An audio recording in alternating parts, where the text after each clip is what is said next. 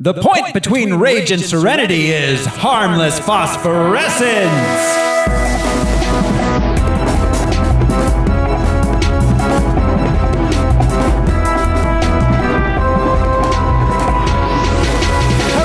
Hello, everybody. This is Thoreau Smiley, and my gift is unlocked with anger. Who's joining me this week?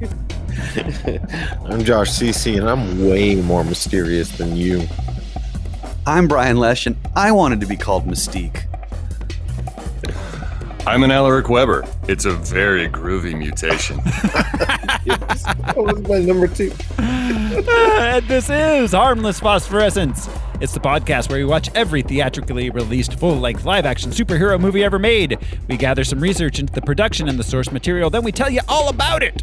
This show, it is brought to you by patrons. Patrons like executive producers Michael Beckwith and Atticus Burkett.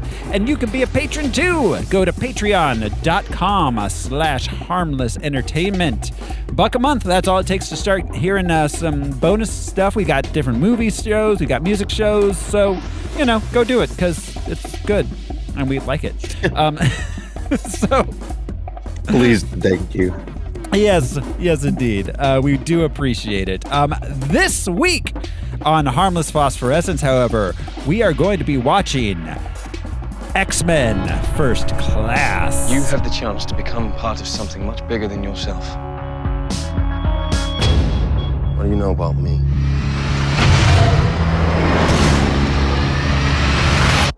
Everything. A new species is being born. Help me guide it. Shape it. Lead it. Time for the tour. You have no idea what I'd give to feel Normal. You want society to accept you. You can't even accept yourself. Should we have to hide? Tomorrow, mankind will know that mutants exist. They'll fear us. And that fear will turn to hatred. Not if we stop a war. Not if we risk our lives doing so. We have it in us to be the better men. We already are.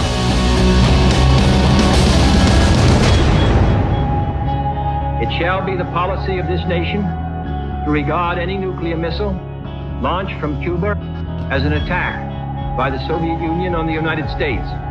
They're just kids. No, they were kids.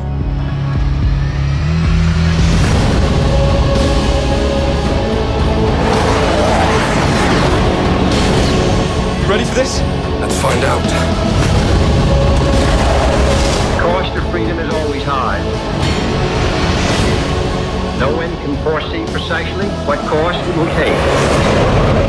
One path we shall never choose. That is the path of surrender. Listen to me very carefully, my friend. Killing will not bring you peace. Peace was never an option.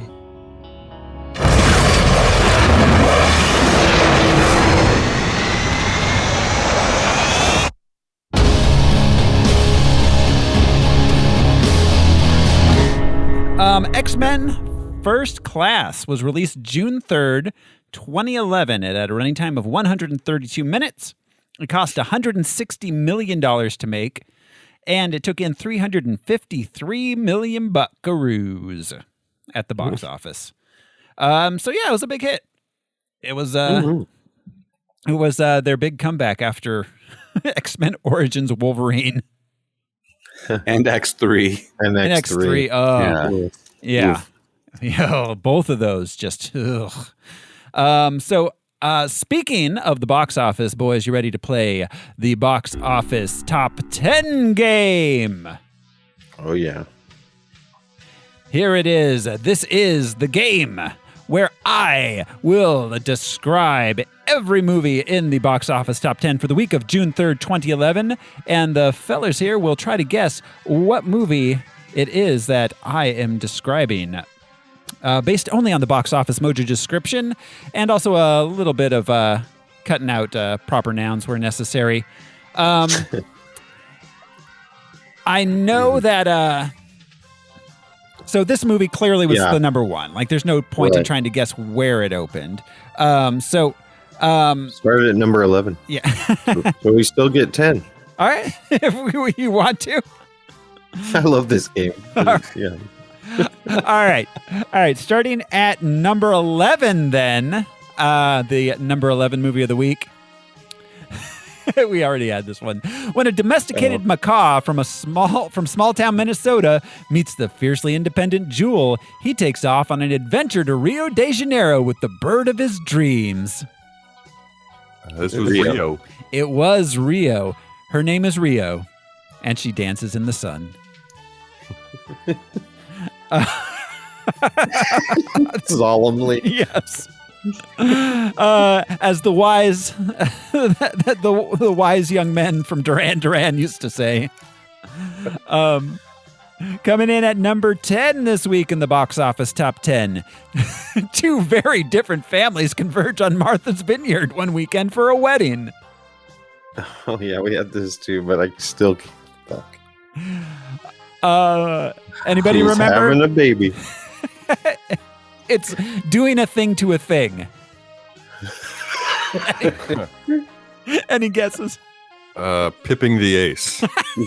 Bringing your family to a wedding. Bringing in the sheath. Jumping the broom. Oh, yeah, duh, jumping the broom. Yes, of course. Of course. That old. Yes, that old chestnut. At number 9, friendships are tested. Secrets come to the surface. When terminally single Rachel falls for Dex, her best friend Darcy's fiance. Wah, Terminally single. She saw an oncologist, and they're like, if you don't get a boyfriend in like 2 months, then it's You'll be all Single over. forever. It looks like Another we one got from last week that I can't remember. Yeah, we got Same. John Krasinski in here. I can't tell who else. Something borrowed. Right. yeah.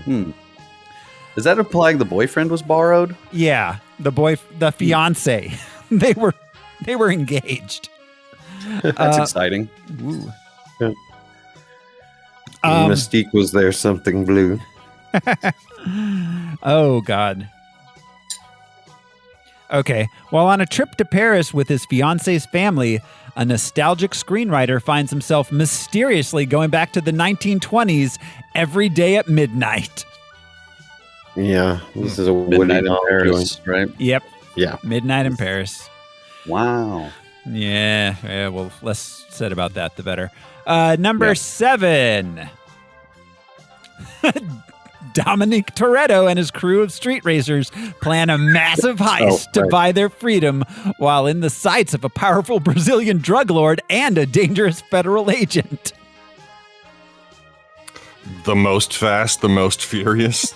Yeah. It's number Finally. 17, right? Fast Yeah. 5. Fast 5. So Can you- Helen Mirren and Charlize Theron are in the new one. So, okay, I would like to, the newest one, they go to space. What? They go to space in the newest one. Did they steal that Tesla? I don't know, maybe. I would like to point out that the first movie starts off with Vin Diesel stealing VCRs from the back of a truck. Hey, he traded the paperclip for a spaceship, bro. You gotta give it to him. Wow, yeah, that is 100% that That's in the movie American form. dream. Yeah. Yeah, he started at the bottom. 17 movies later, Woo. he's in space. Yeah, I hope when he goes to space, it's just a really big ramp, almost a Hot Wheels type ramp, and he just drives Drive. on his sports car. He drives to space. Yeah, one of those big salt flats rocket car things. Okay, is Helen Mirren playing the Queen? Because the Queen drives. Oh, she does. And Yes. He And loves every to drive. crew needs the Queen, obviously, to succeed. Have you seen those pictures of the Queen where she's driving other heads of state and she has this manic grin on her face? The Land Rover. And you know she's going way too fast, and the other head of state is just holding on for dear life. Because most of them can't drive. Yes. Yeah, the best is when she's in like hunting gear Oh. and she's driving around. Yeah. Like, Yeah. when she's out at one of the other castles. Oh my God, the Queen. All right, so coming in, just the concept of the Queen of England is insane. That lady, Single. that ooh. If you like it, then you better put a ring on it. You better sack some country's crown jewels and Right. make a ring out of it. I would love to see her like just getting down to single ladies. You'd love to see that, huh? Wouldn't you? Okay, yeah, I just said it out loud. Coming in at number 6 this week. A powerful but arrogant man is cast out of his home to live amongst lesser beings, where he soon becomes their defender. Thor. Yes! I cut out a lot of words from that one. Is he a man though? Well, he's a Thor. Are there men in other dimensions? Coming in at number 5. Competition between the maid of honor and a bridesmaid over who is the bride's best friend threatens to upend the life of an out-of-work pastry chef. What?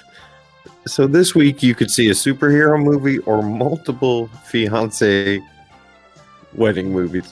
Well, this one is actually kind of this one I would highly recommend anybody watch. It's stars a number of SNL alums. Oh, Bridesmaids. Bridesmaids, damn good movie. Yeah, damn good movie. Yeah.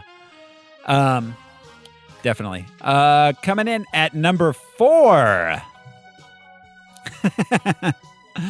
Jack and Barbossa embark on a quest to find the Fountain of Youth, only to discover that Blackbeard and his daughter are after it too.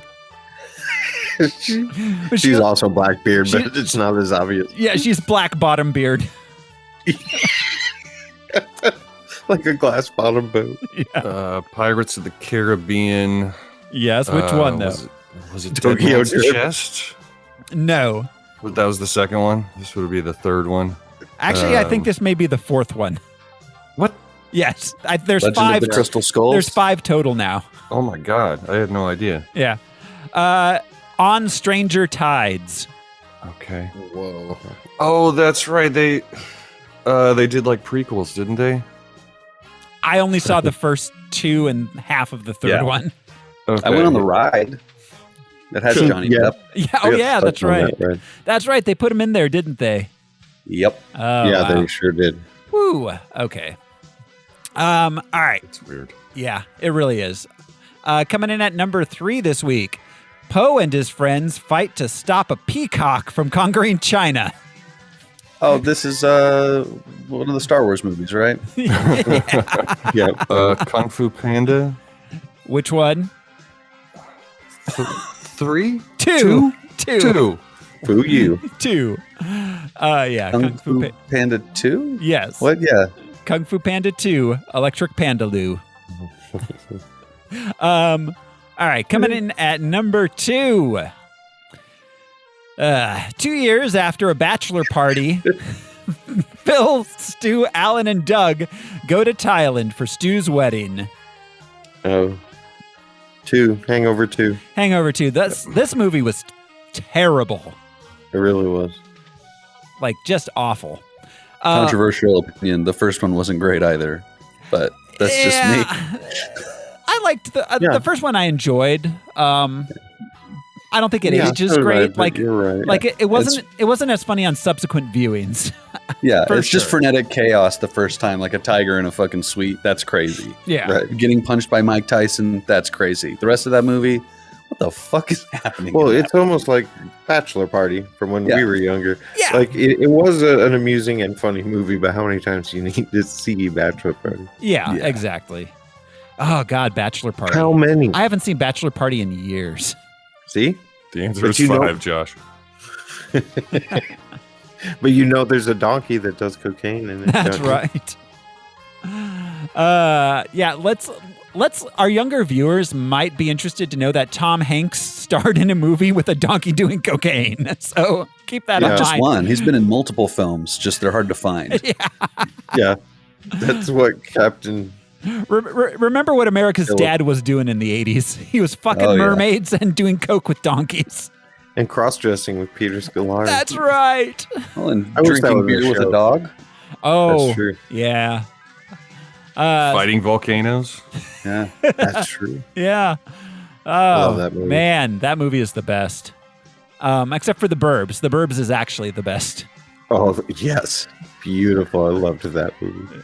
And of course, number one, in the 1960s, superpowered humans, Charles Xavier and Eric Lensher, glad they got his last name in there, work together to find others like them. But Eric's vengeful pursuit of an ambitious mutant who ruined his life causes a schism to divide them. X-Men First Class.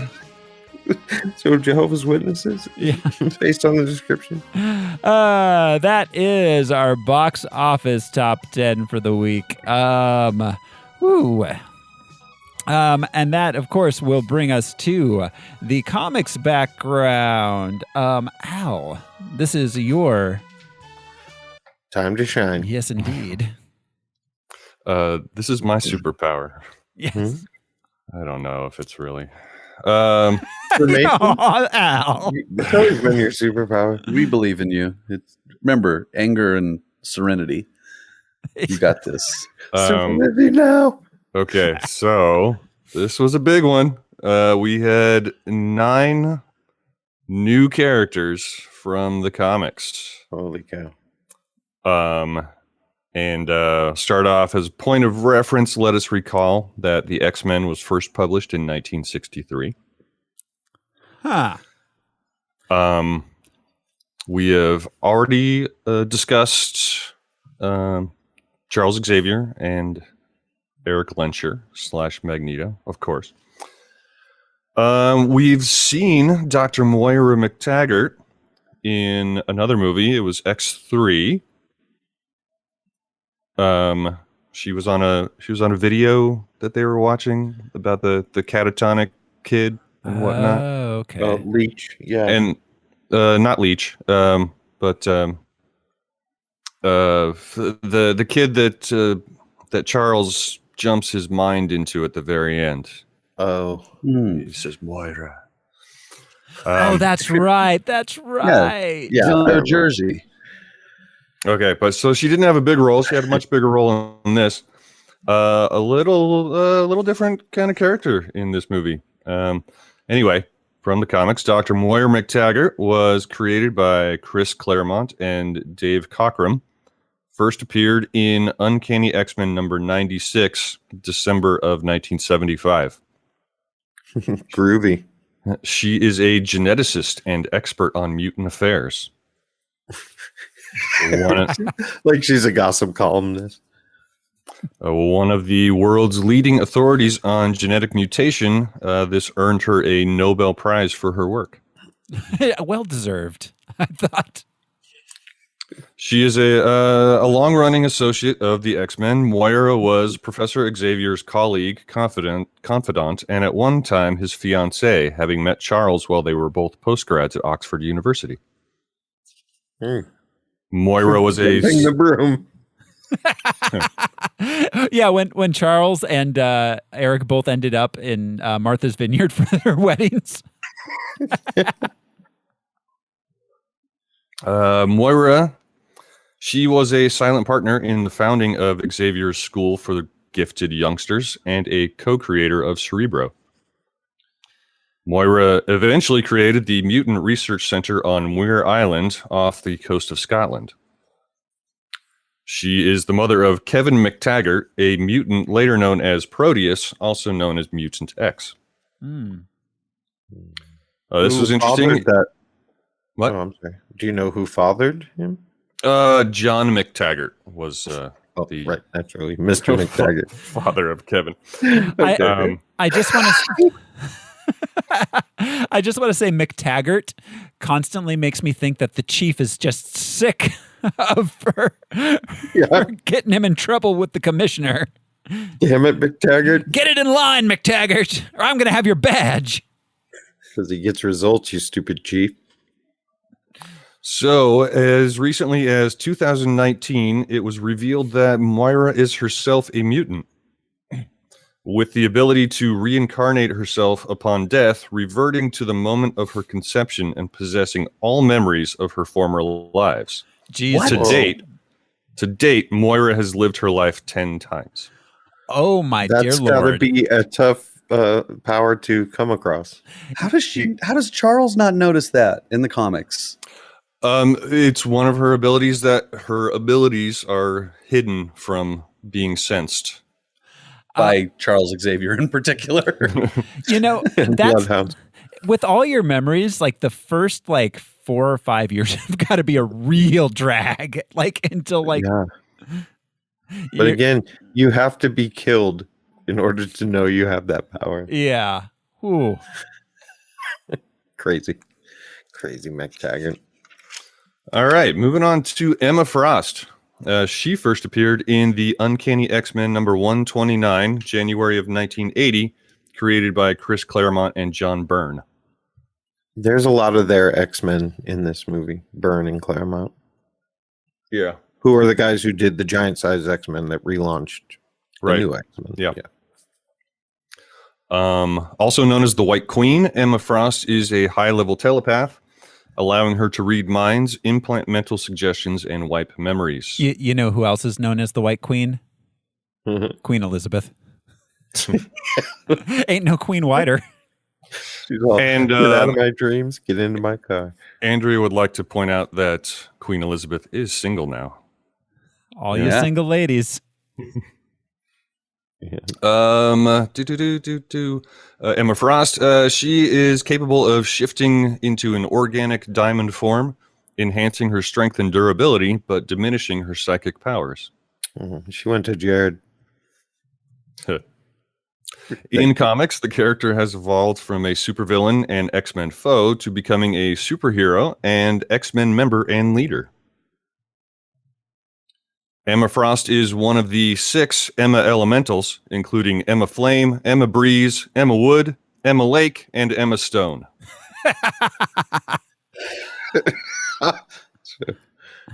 What? Wait.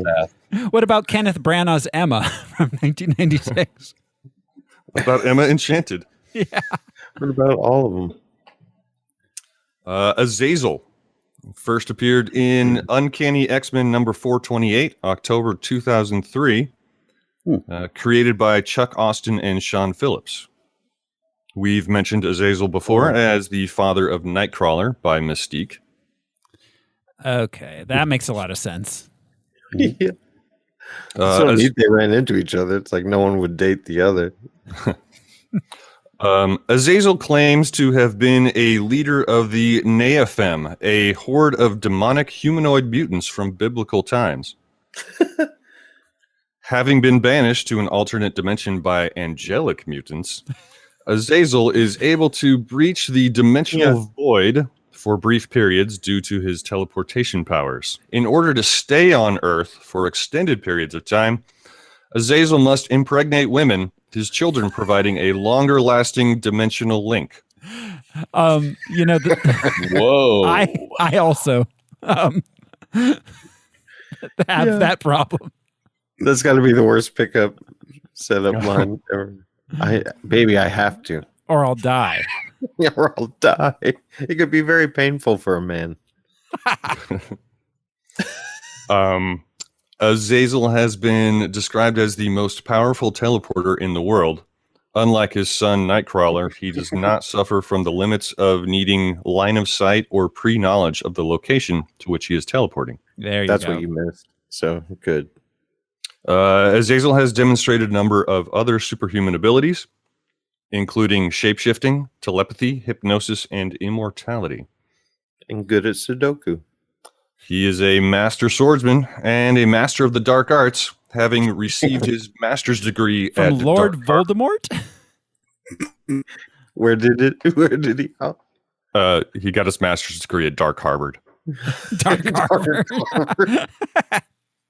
And I love that he was named the most powerful teleporter. Just by like People Magazine ceremony. Yeah. People Magazine. Teleporter of the year. Yeah. Most beautiful teleporter of the year. Sexiest. World's sexiest teleporter. There you go. Yeah, there you go. He's all, I didn't win that one. All right, we're moving on to Alexander Summers, also known as Havoc. Mm-hmm. Debuted in Uncanny X-Men number 54, way back in March of 1969. Created by Arnold Drake and Don Heck. Havoc is the younger brother of Cyclops and the older brother of the supervillain Vulcan. Havoc has the ability to absorb cosmic energy and generate powerful plasma blasts, although he experiences difficulty controlling said blasts. Despite his lack of control, Alex's potential power actually exceeds that of his brother Scott. Yeah, he's like a cosmic level power, right? He's one of the more dangerous mutants. Yeah, that's... Mm-hmm. Havoc has had team affiliations with the X-Men, the 90s era Pentagon-sponsored X Factor, and the space pirate team Starjammers. Oh, far out. Yeah. Also the Knights of Columbus. Yeah.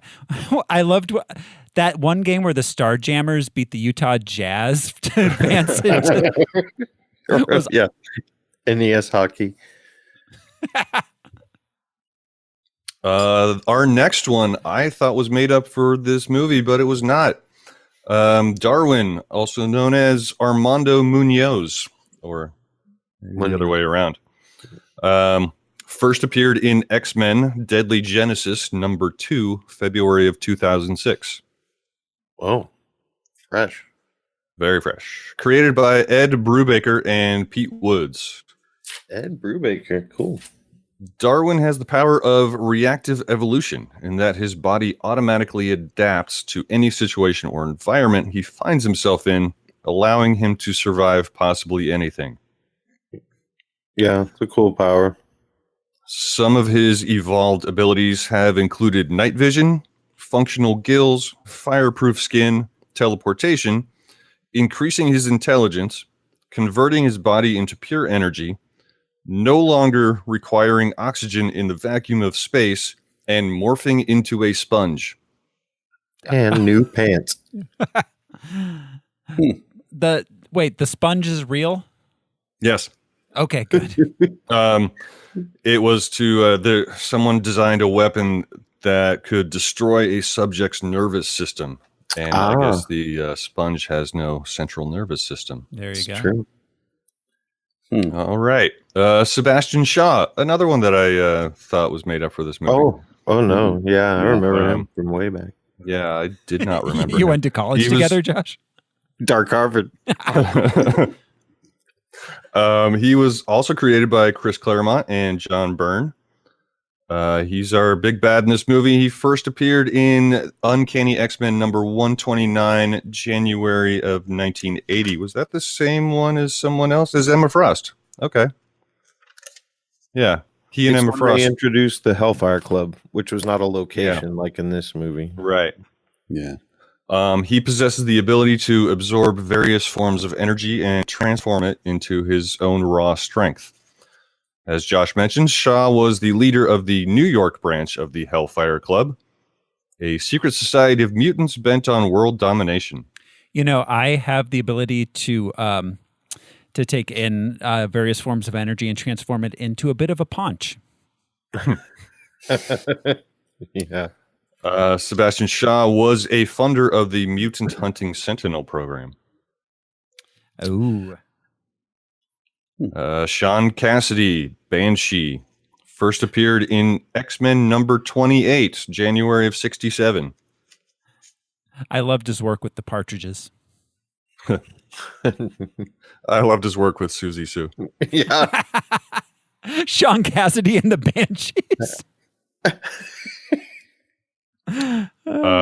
Created by Roy Thomas and Werner Roth. Banshee is an Irish mutant possessing a sonic scream powered by his superhuman lungs, throat, and vocal cords, and directed by limited psionic powers. His sonic powers allowed him to hover or fly at the speed of sound.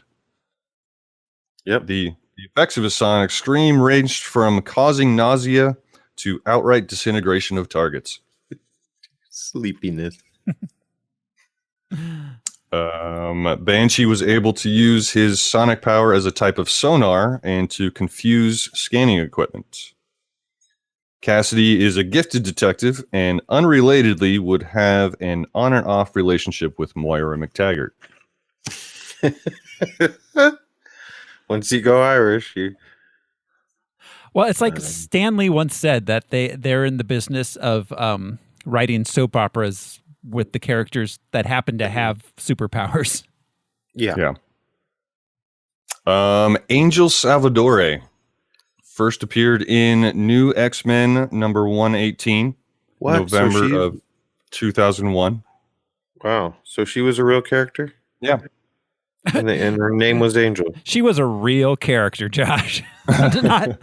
I thought she was made for the movie. That was the one that I thought was made up.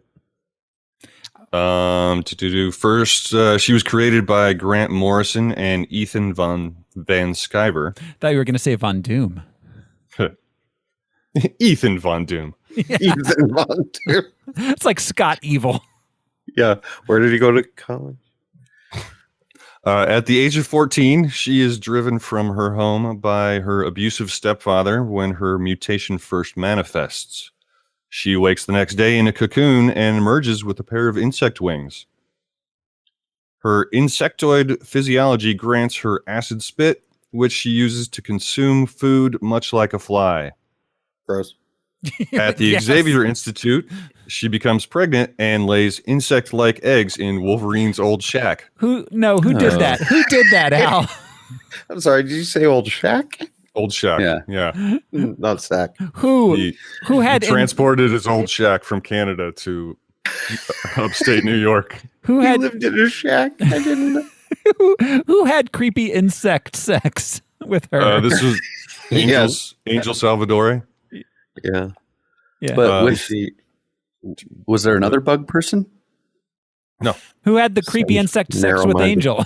Oh, it was actually his name was Beak, but Was he a bird man? He was. He had chicken-like qualities. God damn it, X-Men! A bug and a chicken? What the Yeah. fuck? those Bug and a don't make chicken-like qualities. You know who else has those? Sweet D. Yeah, she does. She would later be depowered and then get some other powers back, technologically enhanced, and her codename would become Tempest. Oh, that's okay. Janos Quested, also known as Riptide, first appeared in Uncanny X-Men number 211, November of 1986, created by Chris Claremont, John Romita Jr., and Dan Green. He was a member of the mutant villain team known as the Marauders, and Riptide, quote, spins his body at greatly increased speeds, creating a vacuum suction that draws in nearby objects and also acts as a high-powered sling for objects which he generates out of calcified substances, end quote. Woo. Huh. Yeah. I don't think he was a long-running character in the course of X-Men history. He did get that gig in Twister, though, which is pretty great for his career. Yeah. He's just running ahead of Paxton. And that is our list of 9 new characters from this film. Huzzah! All right. Ooh, thank Thanks, you, Al. That brings us to our production and reviews here. So, all right. The last X-Men movie we had prior to this was X-Men Origins Wolverine. Because of that movie being what it was, there was no more X-Men Origins movies. This was supposed to be one. It was supposed to be X-Men Origins Magneto. That's what they were. That's what they were prepping. What they were getting ready. When Wolverine did not well, they decided to scrap that idea And they resurrected one which had been kicking around since X3, which was a young X-Men. It was originally going to be like the young X-Men in the present time, like the Iceman and the Kitty Pryde, all of those guys. But they decided, after they scrapped X-Men Origins Wolverine, to just combine X-Men's Origins Wolverine with Magneto. or X-Men Origins Magneto. Yeah, thank you, Al. With the young X-Men. And here we go. He's the one in these upcoming new movies that he's the one character whose backstory we see the most. We see a lot of Magneto, yeah. Sometimes not his backstory, sometimes his concurrent story, but like, as opposed to other characters. Yeah. No, we really know what Magneto was up to. Yeah. So that's how this idea came about. We've got let's see. So originally it was going to be directed by David S. Goyer, as every superhero movie ever was going to be written and directed by David S. Goyer at some point. Yeah, he has to be involved. Yeah. And then Bryan Singer came back on board. He left, though, in order to do, I can't remember, some other movie. Then they brought on Matthew Vaughn to direct, who we recently spoke about on our Kick-Ass episode.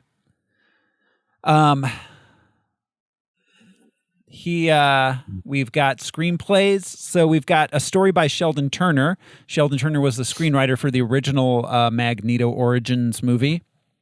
That's why Sheldon gets a story by rather than a full writing credit. Ashley Edward Miller and Zach Stentz, the writing team, did a pass on this. They also did Thor. We talked about them just last week. Jane Goldman, who is Matthew Vaughn's writing partner, who we spoke about on Kick-Ass. And Matthew Vaughn himself has a writing credit on this. Bryan Singer gets a story by credit. It was Matthew Vaughn's idea to make this kind of not a period piece, because it was always going to take place, back in time, obviously. It's kind of an origins movie, but it was his idea to bring all of the kind of 60s style filmmaking techniques in, which I think it was a good choice. Oh, absolutely. A lot of the wipes and like the different like things. There was like a lot of James Bondy kind of filmmaking stuff going on. But then at the same time, James Bondy, Austin Powersy, but then but then also Jim Steranko, you guys know that artist who basically like revamped Nick Fury in the 60s with all the trippy psychedelic type imagery. Yeah. So there was a lot of it's sometimes even a little too 60s, considering it took place in 1962 and not 1967 as it sometimes felt. Yeah. Which I'll get to that. This is actually the first movie that I have a section called Anachronisms. Because there was a lot. And we've done a lot of movies that took place back in time, but this one was wearing its time period on its sleeve. So the anachronism stuck out a lot more to me than on a lot of the movies that were just not great movies that took place in the past. So, all right. This movie, our cast, and it's a big one. We'll run down this as fast as we can. All right. We've got James McAvoy as Charlie X. Chuck X. I believe he was. I believe he was in Public Enemy, wasn't he? No. Yeah. He was. James McAvoy. This was kind of his big breakout, I believe. He was in Shameless. He was in. He played Mr. Tumnus in The Lion, the Witch, and the Wardrobe.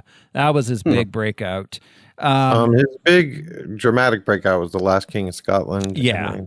That was good that was movie. it. This is the one that got him in like as like kind of a top tier A-lister, though, I think is this particular movie. So. We'll see him numerous times again, of course, in all the upcoming X-Men movies, and of course in Split and Glass. Mm-hmm.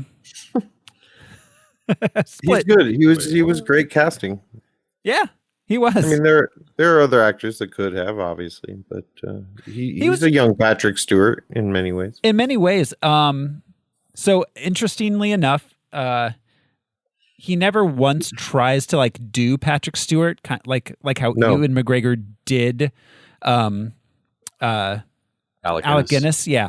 Right. And but he does kind of resemble him a little bit, which is something I didn't really even notice until this time around. Mm-hmm. Well, I mean, like Patrick Stewart in utero, because he's always looked like Patrick Stewart. Yes. Patrick Stewart was born 60 years old, but yeah. Hey, so IMDb has him listed as Lord Morpheus in the Sandman TV series. I think that's speculation. McAvoy? No, that is not accurate. That is not a thing? They haven't announced.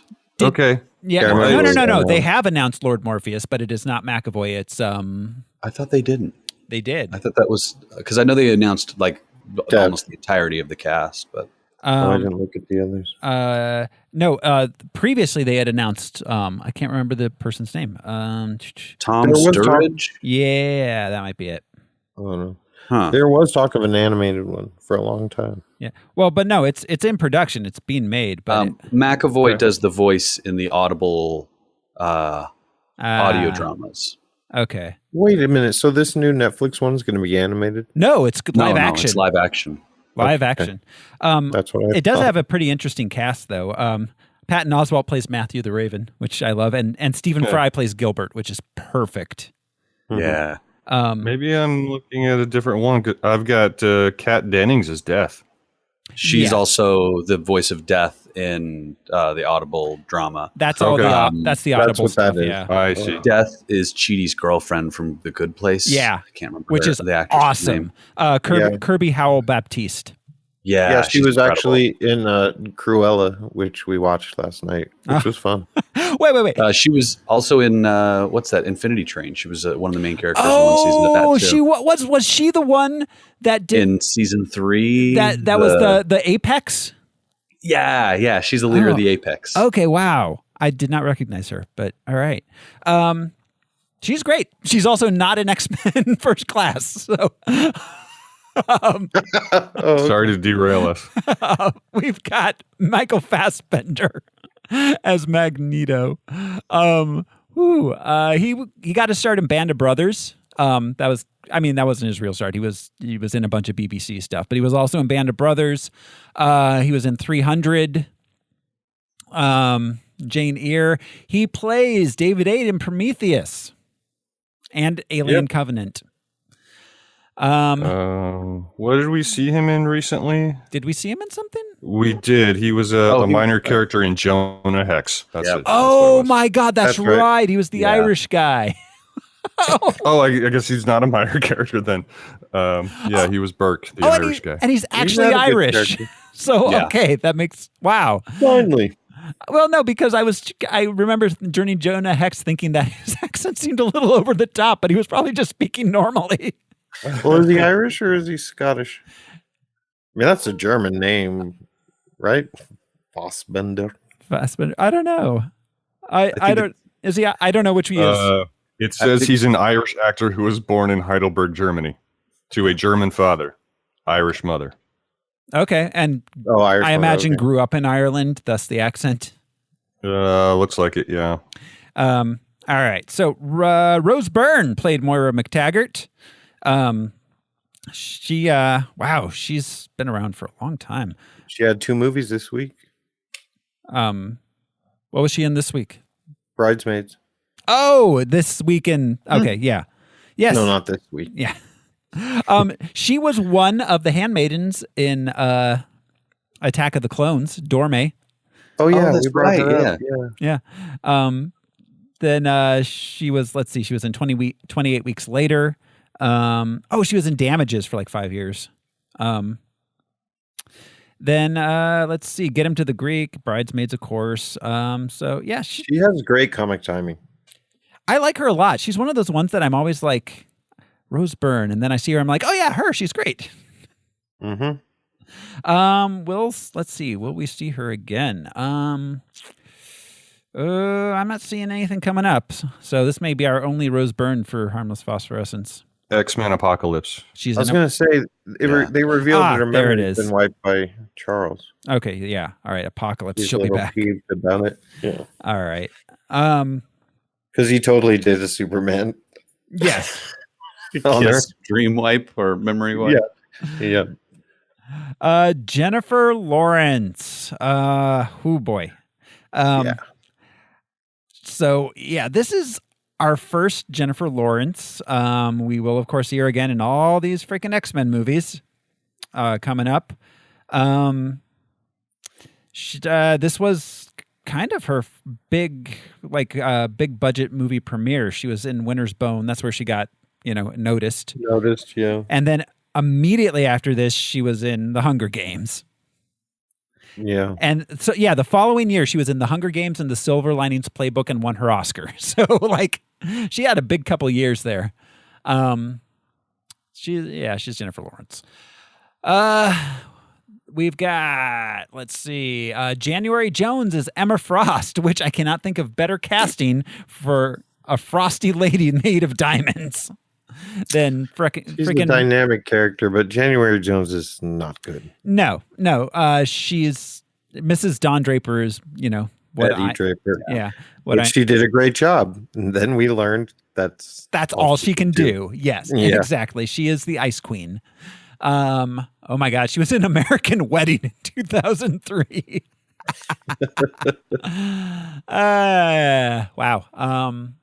Wow. She was delightful in The Last Man on Earth. I only ever saw the first season of that. Okay. So I never got to her. I remember her I character. keep meaning to go back, but I keep forgetting. Did she show up right at the end of the first season? I forget. I can't remember. No, I sort of midway through. I watched. Okay. It was like 5 years ago. I watched it. I don't remember because the whole crux of her character is that he thinks Kristen Shaw is the last woman on Earth. Right. So just the joke of he gets committed to her, and then this hot blonde moves in next door. But she, I'm sure it's easy to look good around Will Forte and Kristen Shaw. People like that. Hey. They are both perfectly cromulent. I love them. That's my whole point. Yeah. You really have to stand out and be a turd. Yeah. That was my point. I love those two comedians. All right. Nicholas Hoult plays Hank McCoy Beast. He's the weird, creepy, pale dude from Mad Max Fury Road. Yeah. What were they called? The something boys? The Chromios. I don't even know. The Capulets. The Funky Boys. I can't remember. What were they called? I mean, obviously, the first time I saw him was probably when everyone did is About a Boy. This Stephen Frears. Yeah. Oh, which is one of my favorite little, it's just a charming movie. It's really good. About a Boy. And honestly, I know it's a little bit like 2000s twee, but I do enjoy the Badly Drawn Boy soundtrack. Yeah, so do I. Yep. Let's see. Nick Hornby, was the writer. Yeah. Was he a Proud Boy in Mad Max? No, it wasn't Proud Boys. The War Boys? It might have been War Boys. That might actually be it. I can't remember. It's been too long since I saw that movie. But all right, we moving on here. We got Oliver Platt as the man in the black suit. He's awesome. I can't believe we haven't had Oliver Platt in one of these movies before. That's crazy. He's a character actor, been around for years. He Married to the Mob is his first on-screen credit. Working Girl, Postcards from the Edge. I love that movie. I love those two movies, Working Girl. Oh God, yeah. He was in Flatliners.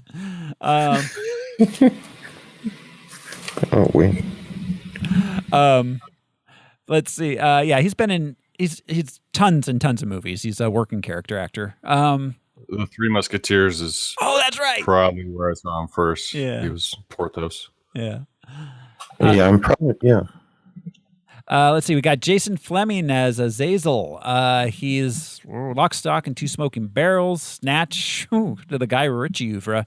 He was in the League of Extraordinary Gentlemen. Yeah, he was Dr. Jekyll. That's right, that dude. Huh. He had so much less character in this movie. And another one recently, it was like Defendor or something, maybe. Oh. What did we see him in? Oh, yeah, he was in something. Oh, what was it? Was it Defender? He was Jonah Hex? No, I don't think it was Jonah Hex. It was more modern. Yeah, I'm looking. It was Kick-Ass. That's okay, yeah. Oh, he was the doorman. That's right. Yeah, the doorman in Kick-Ass. Oh, yeah. All right, so we got Lucas Till as Havoc. I'm just going to kind of run down these ones. Edie Gathegi as Darwin. Eddie Gathegi, I think. Let's see. Caleb Landy Jones as Banshee. Zoe Kravitz was Angel. Matt Craven as CIA Director McCone. Alex Gonzalez as Riptide. Rade Serbage, I don't know how to say that name, as the Russian general. Glenn Morshower as Colonel Robert Hendry. And Kevin Bacon as Sebastian Shaw. We just had him in Super. Yeah. Another character actor, James Remar. He was the general. Oh, yeah. In the war room. Yeah, James Remar. Yeah. So, and there was one Stryker's dad was in this. A character that wasn't the same Stryker? No, that I was just assumed that the timeline doesn't matter and the rules are made up when Stryker is involved. Nope, that was Stryker's dad. Stryker's dad, and William's already alive, but we don't. Which actually doesn't make sense because wasn't Stryker in Wolverine X-Men Origins Wolverine? Was that was Stryker in that? So he would have been that. No, none of this. Oh Jesus. Okay, yeah. Just another question. I hadn't even thought of that one. Crap. Okay, so I got the one review I spotlighted for this one on Rotten Tomatoes. This has 86%, by the way. Lincoln F writes, "This movie was pretty good, but there were some flaws in it. Flaws that I was okay with." Twist. Yes. And that is the end of our production and reviews, which means, gentlemen, it is time we jump on into this movie. Are you ready, guys? A gentleman would at least offer to buy me a drink first. Oh, you know I will, Al. The Americans are applauding. They are, as they often do. Yes. All right, here we go. This is X-Men First Class. We open on the Holocaust again. This is the second X-Men movie that's opened on the Holocaust. They don't. Well, they should just open on the Holocaust. I have a point to make real soon, but go ahead. Yeah, well, I mean, they really don't. They really don't tread lightly with the symbolism. That's what I was going to say. Yeah, the iconography. Like, we grew up with Nazis being bad guys, so I'm always down with that. That's fine. But yeah, just the flying swastika, and then it turns and it's the X. Yeah. Oh, those are two sides of the coin. Yeah. Oh my Lord. I kind of did a double take with the opening scene because it looked so similar to the first X-Men movie. Yeah, he recreated it really well. Yeah, he did. Yeah. He reshot this. I actually watched a video showing the two scenes side by side, and he did a really good job. Even the kid. Oh yeah. Yeah. So, okay, this was an unanswered question for me-ish, kind of unanswered. I don't think it really is, but I'm just going to. Socialism? Yeah. I'm just going to take it from the top because it kind of permeates the entire film. Guys, what do you think? Reboot or prequel? Is this a reboot or is it a prequel? It's a prequel. Yeah. Yeah. So originally they had intended it to be a reboot, and then they decided to retcon it into a prequel. I don't know. In classic X-Men fashion. Well, and you can tell, like I said, using all the Claremont burn, because those two guys literally rebooted the X-Men. So you can see those. Yeah. So, all right, it being a prequel, seeing as we've had 4 movies in this universe so far, I have a lot of questions when we get to the end. So strap in. All right. So yeah, we get baby Magneto bending the gates again. Then we cut to Westchester where all young British boys live.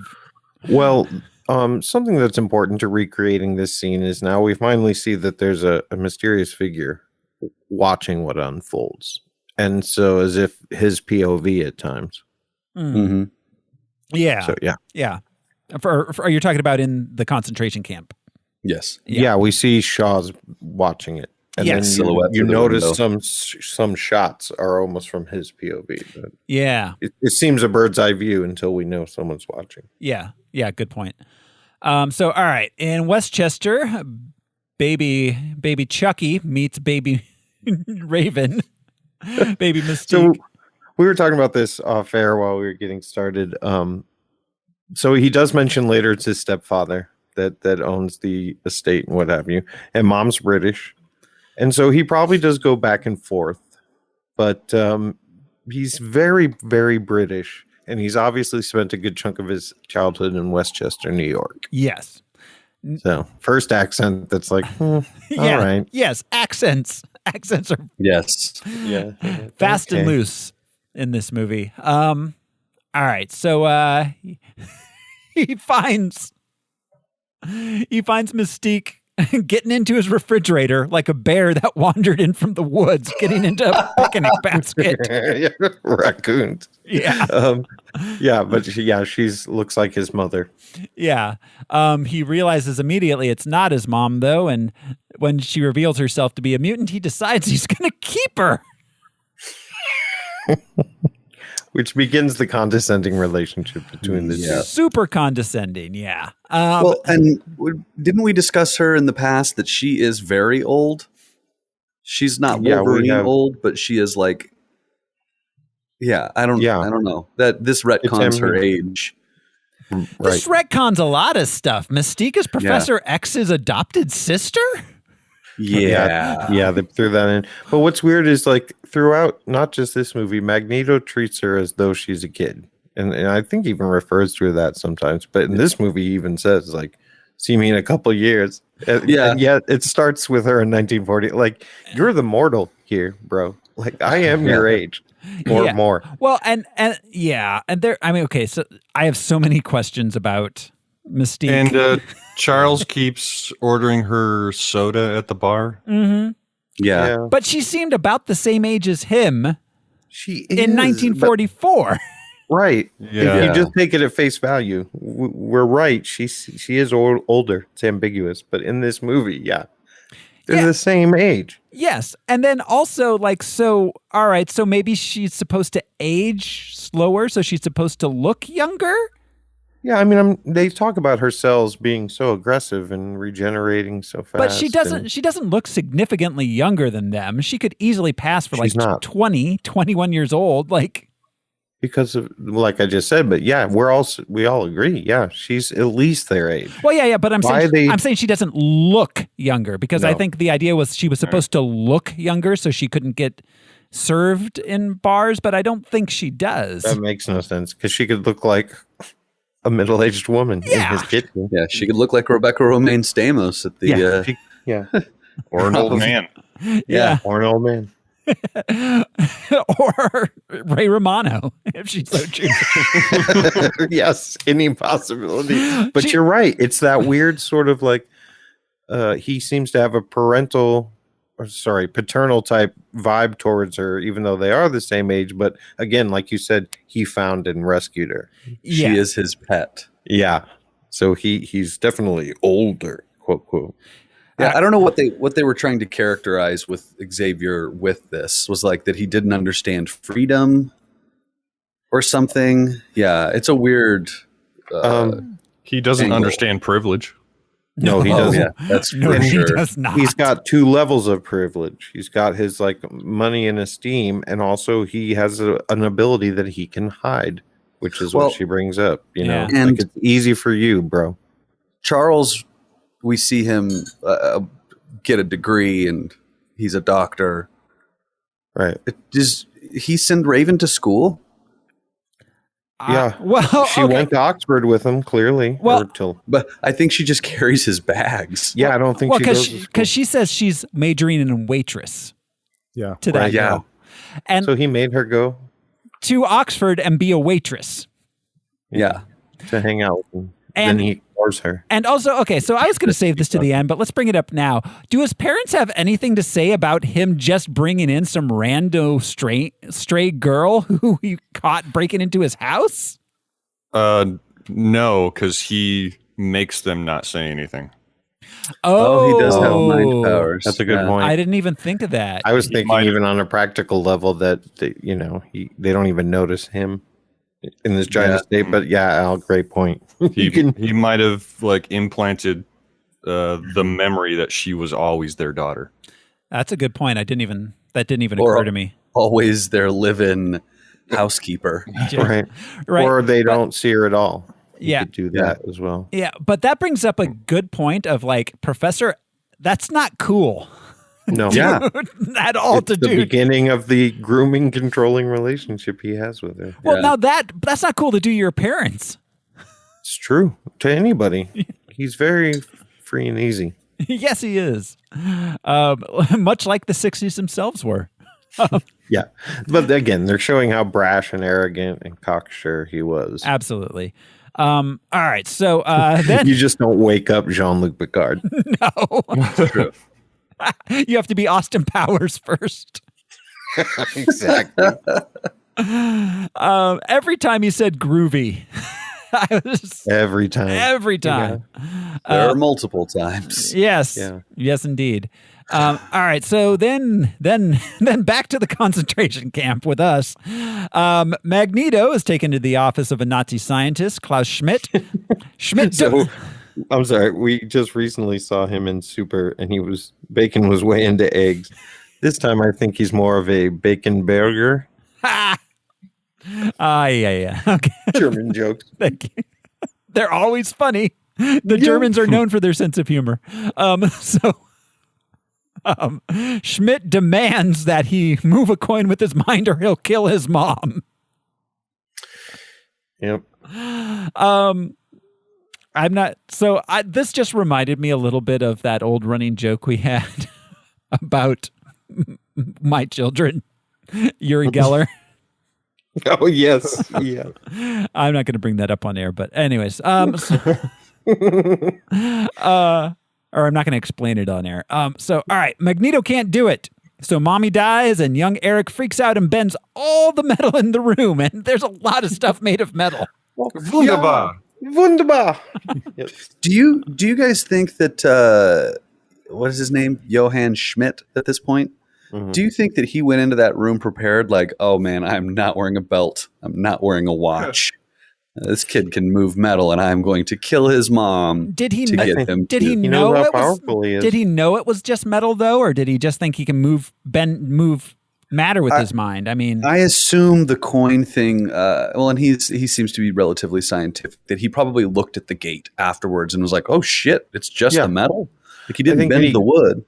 And he also is aware of his own powers. So, he doesn't fear Magneto at any point. That's right. I forgot him. And also, he's clearly evil, but he basically explains the narrative that's been used in real life, that he's not a Nazi and he's not really into the Nazis, but he's able to do his genetic sick-ass research, which a lot of doctors and scientists later said.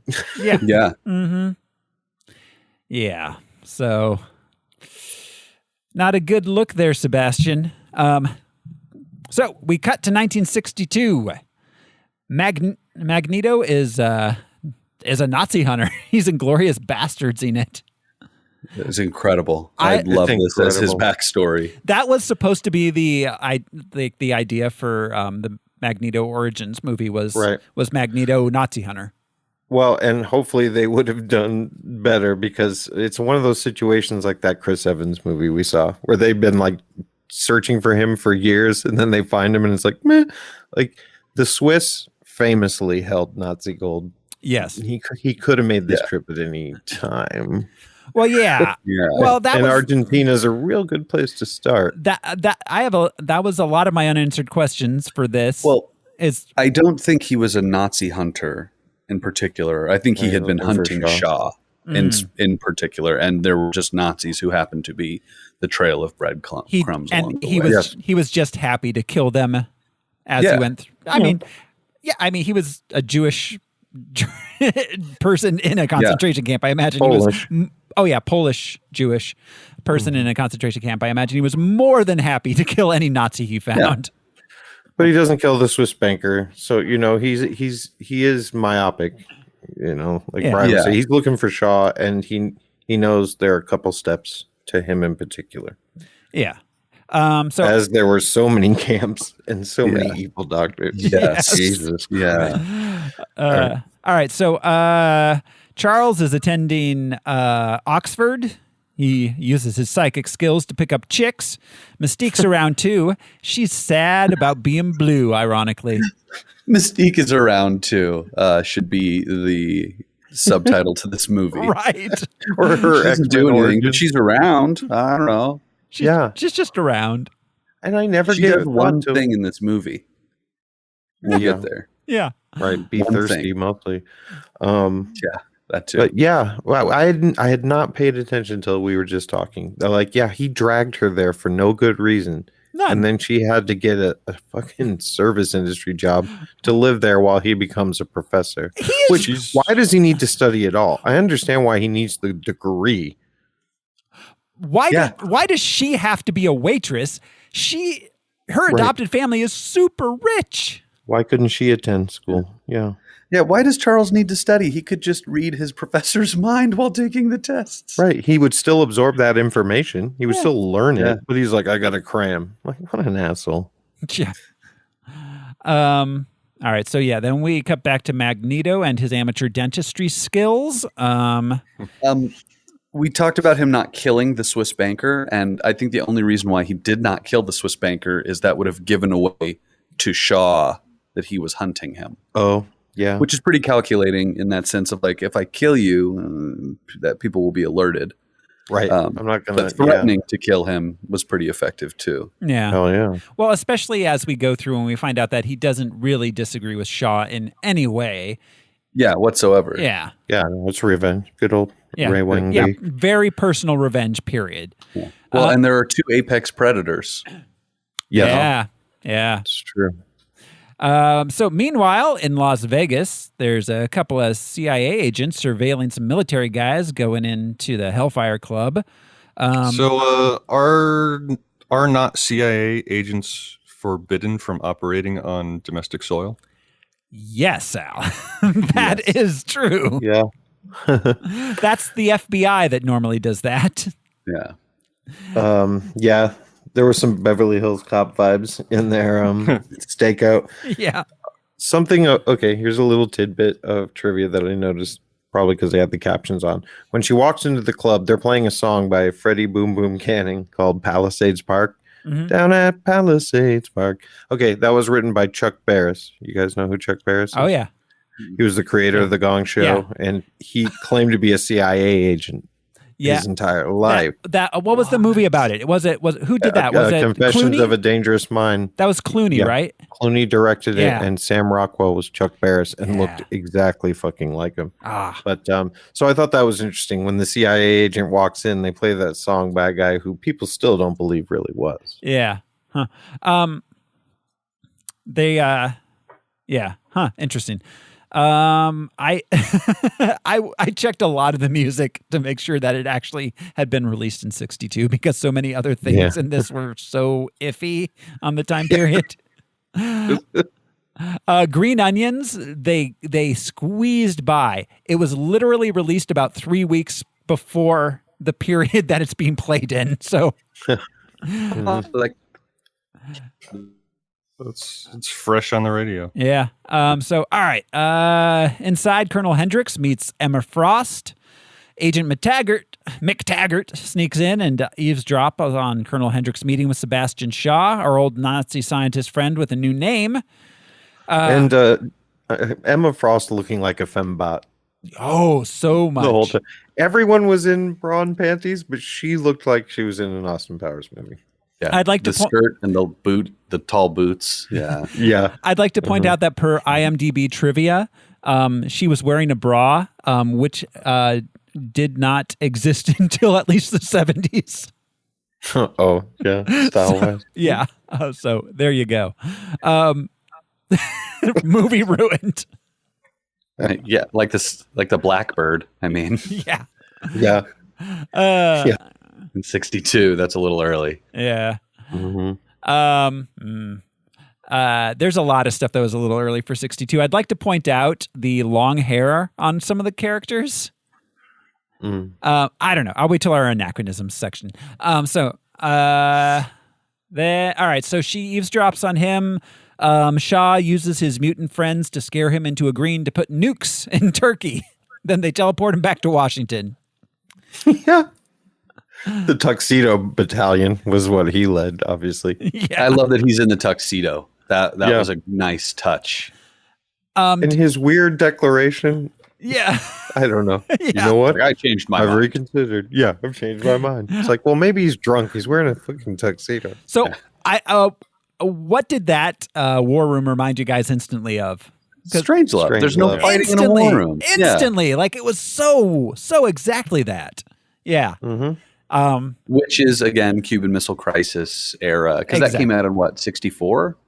Mm-hmm. Yeah, I think so. I think, yeah. 63, 64, somewhere in there, yeah. Oh, which remind me, sorry, way early on, though, when he crushes the Nazis' helmets over their heads, there was a total, like, Scanners moment. Oh. Yeah. Yeah. Cool. All right. So McTaggart calls her boss to tell him about what happened. He doesn't believe her. So she decides to find... Yeah. He's like, I'm sorry, sweetheart, is your father or a policeman there? I could talk to... Yeah, I mean, yes, 100%. Yeah, it was so much that vibe. She's on her menses. God, yeah. So she decides to find an expert on genetic mutation. Meanwhile, Charles has graduated from Oxford, and Eric is killing Nazis in Argentina. But that's a badass scene. I mean, we brought up Inglourious Basterds, but that was yet to come. But I do want to point out that, there's Schweinbauer, Schneidel, but he has a moment where he looks at the picture, and you can tell without even him saying anything that he's a little surprised at how young Shaw. Yeah, he's perplexed by the photo for a moment, but then it's pretty badass when he gets the dagger away and stabs that dude's hand. No powers whatsoever. Yeah, that was Magneto him. who just like countered, grabbed, and then stabbed him. Yeah, and then picks up the beer. It was just badass. Like, oh yeah. No, that was a really cool scene. This Argentine villa was like you stepped into like Frankfurt. Yeah, you were in like a German brew house. Mm-hmm. Yeah, I thought that was so well done. Yeah, and they're drinking Bitburger. Mm-hmm. Well, and that is why in Latin and South America there are so many pilsners and lagers that are popular. Almost all Mexican beer is Bavarian, essentially. Huh. Interesting. Anyway, yeah. So all right. So and we get there were a couple of moments, the tailors and pig farmers moment. Yes. I'm a tailor. I'm a pig farmer. And they're like smiling about it. And he's like, yeah, my family was murdered by tailors and pig farmers. Right. Kills him with the fucking blood and honor dagger. This was, and then keeps it. Yeah, this was definitely my favorite scene in the film. Like, it was by far the most really powerful. Good. Yeah. I think this is better than a lot of the stuff that we see in Inglourious Bastards. Oh, honestly, yeah. as far as like the shorter context of what he's doing, and that line just encapsulates so much. And he went. The confirmation he got, and the reason he went was that photo.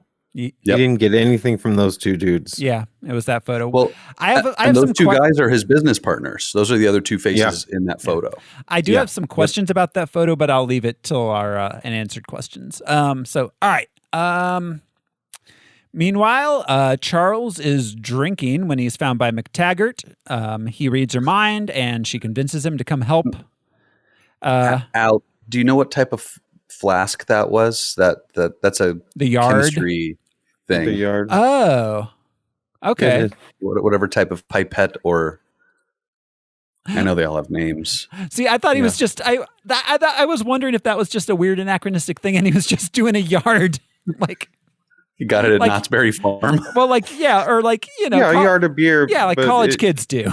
Yeah, but he would have spilled more on himself. I don't know what that's called.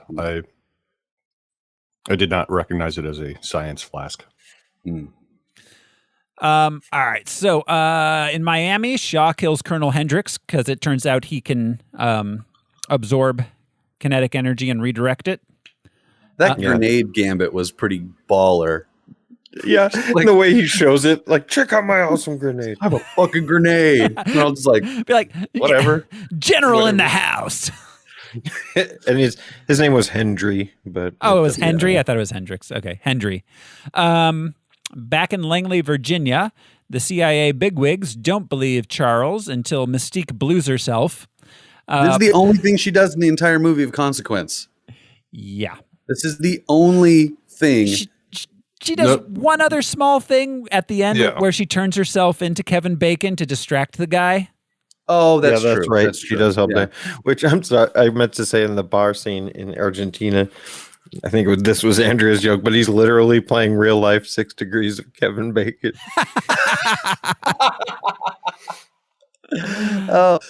Just thinking of this moment, think of the first X-Men movie. How many times does Mystique changing into another person happen and affect the plot and move the story along?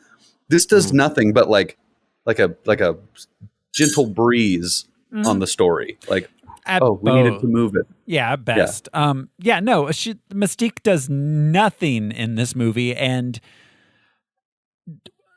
she's Professor X's adopted sister. Like, that makes no sense if you watch the first 3 X-Men. An adopted sister is a stretch. She's his pet, man. Yeah. I don't want to give it any more than that. Like, and then she's Magneto's. Well, but but like there was no hint that there was any sort of relationship between Mystique and Professor X in those first 3 movies. Yeah, exactly. I could have seen them doing like you kept me as a pet. As a single line would have contextualized all of this shit. Yeah. I thought we were family or something in one of the earlier movies. She does. You're talking about the earlier movies? Because she does throw the word pet around. Yeah, no, in this one, but in the earlier movies, like there's nothing to connect her to Professor X on a personal level in any way, shape, or form in the first 3 X-Men movies. No, of course they had no inkling that this was going to happen. Yeah. I wonder if we get some course correction on those storylines in the next movie. From Days of Future Past, maybe. There may be some explanation for why she does not think of Charles that way, because maybe it's a branch timeline. I was going to say the whole purpose of Days of Future Past is creating new timelines. Yeah, I think that's after. Yeah, that it is a branch timeline after that. But all right, so let's see. Charles, Mystique blues herself. Oliver Platt offers to take him to his facility. They're like, cool. And then they just drive a car. Yeah. They're so into going with him. You'd think they'd be like, no, we don't want to be taken anywhere. No, the CIA is just so down with it. Like, No, CIA and Charles both are just like, cool, Oliver Platt's our guy now. Yeah. The CIA would actually be like, okay, we're going to lock them into basically a tomb, many stories underground.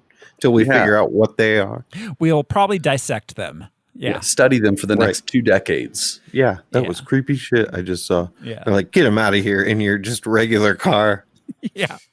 In a parking garage that seems to rain inside. All right, so I'm sorry, but okay. Real quick sideline. Jude making me watch bad movies is a theme on the show. He just made me watch one called Christmas Mail, which I was very, very upset that it was spelled M-A-I-L and not M-A-L-E, as in the Christmas Mail.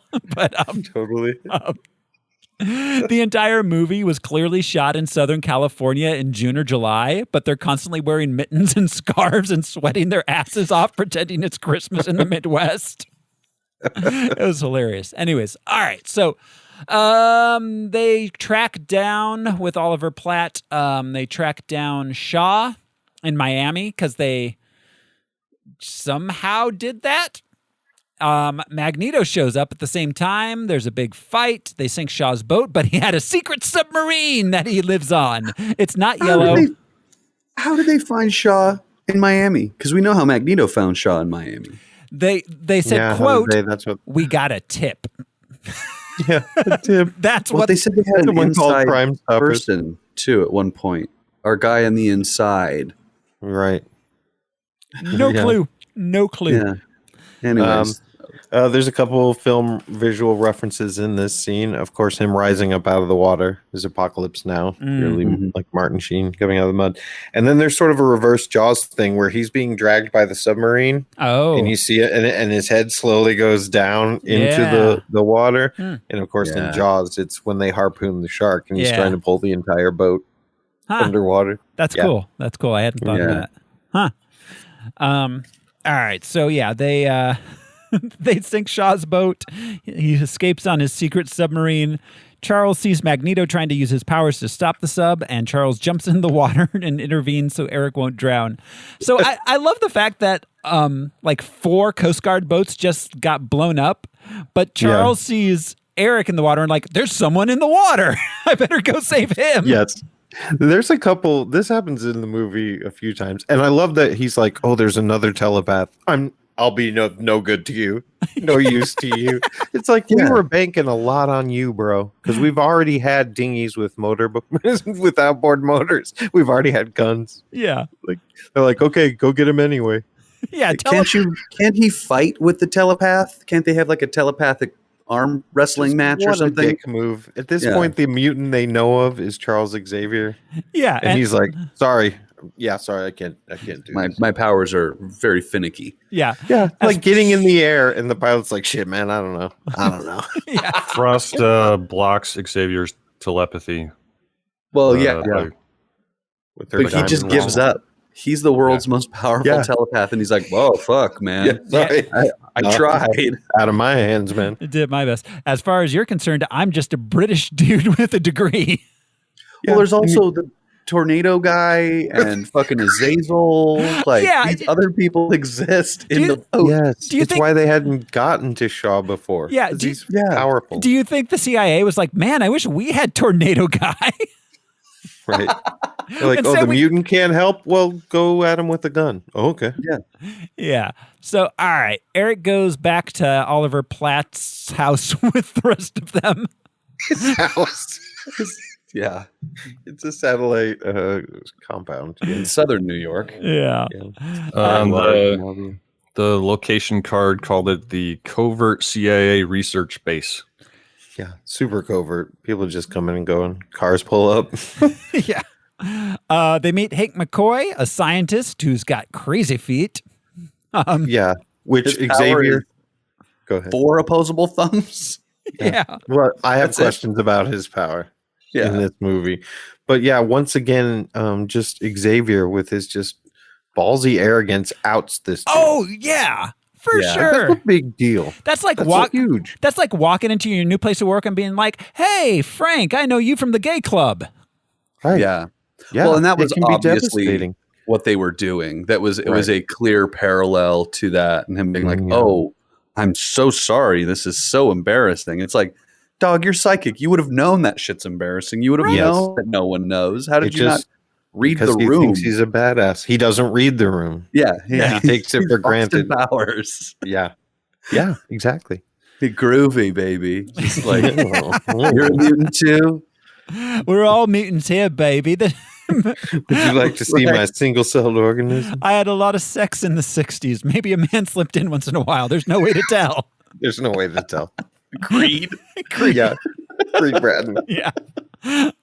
All right. So on the sub, Shaw heads to Russia to help speed up the Cold War. He's got a psychic blocking helmet that the Russians gave him. And also, chicks are really only good for fetching ice for your drinks.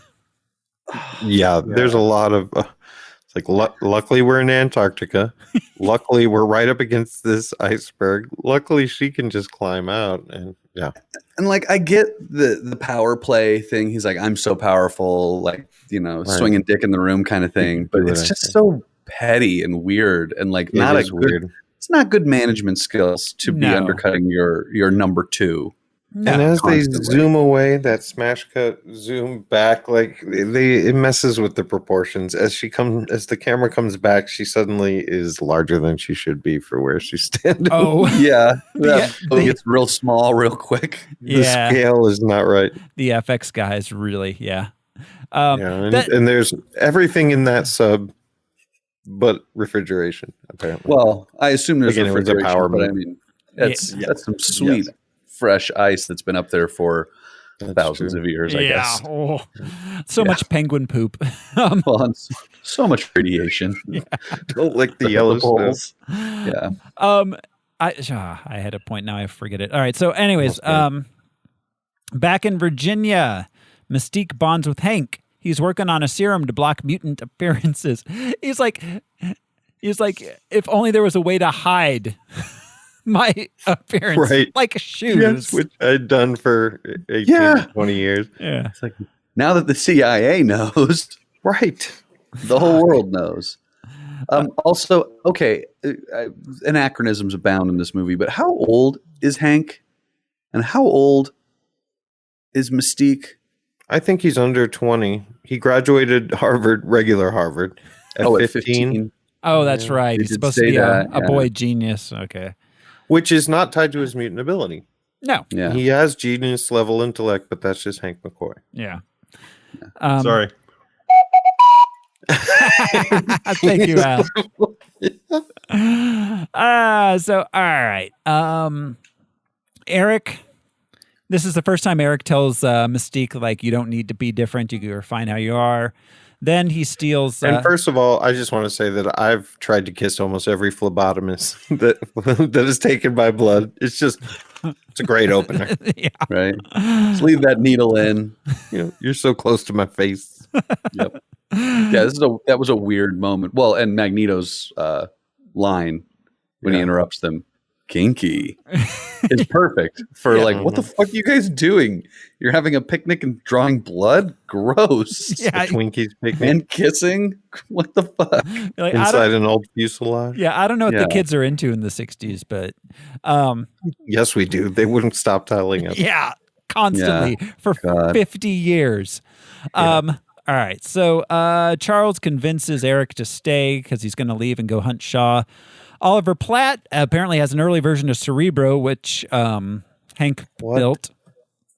Yeah. It's like the Epcot golf ball. Mm-hmm. It is. Yeah. So, I think Andrea pointed out, but it is interesting, and obviously they didn't know ahead of time because it came later, but it reminds you of the dome that Charles is in Logan, where he's sort of dying. Yeah. Oh, yeah. Huh. Yeah. But it is weird. That's a weird retcon that nameless Oliver Platt and Hank created Cerebro. And also, why did they create Cerebro? They didn't have a telepath until now. And it enhances brainwaves, quote unquote. But also, it seems as though, since Hank was under the radar and Oliver Platt seems to really just see an actual mutant for the first time in that meeting. Yeah. So, what were they going to track down with What were they going to do with Cerebro? What was the point of having it? Yeah.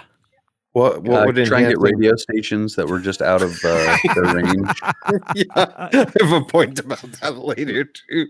But yeah, I will say this about Cerebro. The most interesting thing to me about Cerebro is how does that thing actually triangulate a location and feed them a digital GPS number? Right. Out of an old dot matrix, wait, and then it has like several feeding GPS coordinates of the individuals from a printer. GPS coordinates. There was GPS does not exist. There was no global positioning system in 1962. Well, I mean, I will say I call it GPS coordinates, but latitude and longitude. They were giving them latitudinal and longitudinal. Yeah, lines. But still, but they knew where to go. They knew how to. You know what I mean? Yeah. Then they just send these two guys out with a map. Yeah, there's no longitude and latitude for a strip club. Here's a Lincoln. Take a map and a compass. There is, but maybe Magneto. How do you find Magneto has like a pigeon compass thing going on where he's like, oh, I got a little bit of iron in my brain that tells me where we're headed. That's funny. Really, the traffic signs tell me. So also that list was like 40 people long. Mm-hmm. Yeah. It was very long. How did they choose the bug girl and the screaming kid? And it was very frustrating that Alex Summers is a character in this. I always thought he was the older brother, but they show Storm as just I know in Apocalypse they make her a street kid in Egypt, but she was a queen. I wish they'd fucking for real, dude. And then Scott Summers is just like playing with a ball. You know, when they first hooked Cerebro up, it was just like those were supposed to be Easter eggs, but they were lame. Well, they made it worse, I think. Yeah. There are so many other mutant characters. Well, yeah, I don't know. It's just such a weird moment. Cerebro doesn't make any fucking sense in this movie. No, not that it makes sense really at all, but in this movie, it doesn't make sense. Well, right. We suspend our disbelief. Like, the most powerful psychic in the world. He built this machine. Fine. Yeah. But no, it was these two other people who didn't know really about mutants. Hank was one, but I get the feeling that the man in the black suit was aware of mutants. I don't think Mystique and Charles were the first mutants he'd ever seen. That's why he was already in the process of developing this stuff. The CIA director, on the other hand, seemed completely clueless about. Yeah, sure. Mutants. I mean, I can buy that. That he's probably seen some sort of display of powers, but then to find, I'm with Thoreau. Who is gonna run Cerebro? How is that gonna? Yeah. There was a fun moment where Hank says, "Are you sure we can't shave your head?" Yeah. Yeah. Charles says, "Don't touch the hair." Which fun fact. Yeah. Go ahead, Al. I think that's what I was going to say too. Go ahead. Right. James McAvoy, when he got the role, he went ahead and shaved his head for this movie. Yeah, he was way excited before they told him that Xavier was going to have hair in this movie. So they had to film him with extensions. Yeah, that's hilarious. Prior to the new Picard show that came out on CBS, like he was in an unrelated interview, and he said that if they ever went far enough back in Picard's life, he would really, really love to play young Picard. That would be awesome. It would. All right. So we already got a young Picard, right? Nemesis. Oh, that's right. That's Marty. Now he's too buff. Yeah. Totally. All right. So we get a groovy montage of them picking up mutants. We get our Wolverine cameo. Totally fun. Yeah, the Wolverine cameo. Yeah. So the Wolverine cameo was, I thought, the funniest part of this movie. I agree. It was my favorite scene because it was quick, unexpected. And they pay it off in the next one. Yeah. Because when he introduces himself to them, they're like, "We remember you. You told us to go fuck ourselves." Yeah. I heard, I don't know if this is apocryphal or not, but I heard that was actually, they did a few takes of that, and that was actually an ad lib by Hugh Jackman.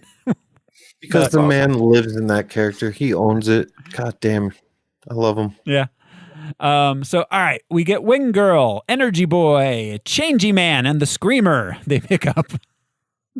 And of course, this is pre Weapon X, so that actually explains why he doesn't remember Charles. Yeah. Oh yeah, it's yeah, cool. absolutely. It's cool. Yeah, makes sense. That completely. I was like, oh, yeah, that's fine. Right, it's nice when that happens. But also, wouldn't Charles remember him though, and be like, dude, you're that guy that told me and Magneto to fuck off. He does say that in the next movie. Yeah. No, but I mean, he would have remembered that in the first X-Men's movie. Like, way I don't back know, then. Logan. I don't know anything about you. Like, Okay, he could have been like, there you dude, go. we met in New York at one point. Right. You were a dick to me. Explains why Logan doesn't remember, but it doesn't explain why. Yeah, Patrick Xavier is why Patrick Stewart doesn't remember. Well, and maybe as we've found in this movie, he's not as good a guy as we think he is. No, Maybe I he's think just that's the whole point. Yeah, Yeah, he's he's a like- different kind of dick. Yeah. He's like, you were a dick to me, and I'm not going to reveal any of your past. You're clearly an amnesiac, but I'm not going to help. Yeah. All right. Yeah, Charles is a dick. He is. Okay. He's righteous, self-righteous. He does help him. He's trying to get him to unlock his memories on his own, rather than just come out and say, like, Well, yeah, but I mean, that guy. it's Yeah, still I think weird to mention Still nothing weird. at all. Yeah. Well, if you're going to help somebody with their memories, oftentimes you're like, can we find something to jog your memory? Like, nah, bro. Well, You're he in has a this sliding ether. scale of when it's noble to use his power and when it's not, clearly. Yeah. You know what I mean? Some people he'll wipe their memory, no sweat.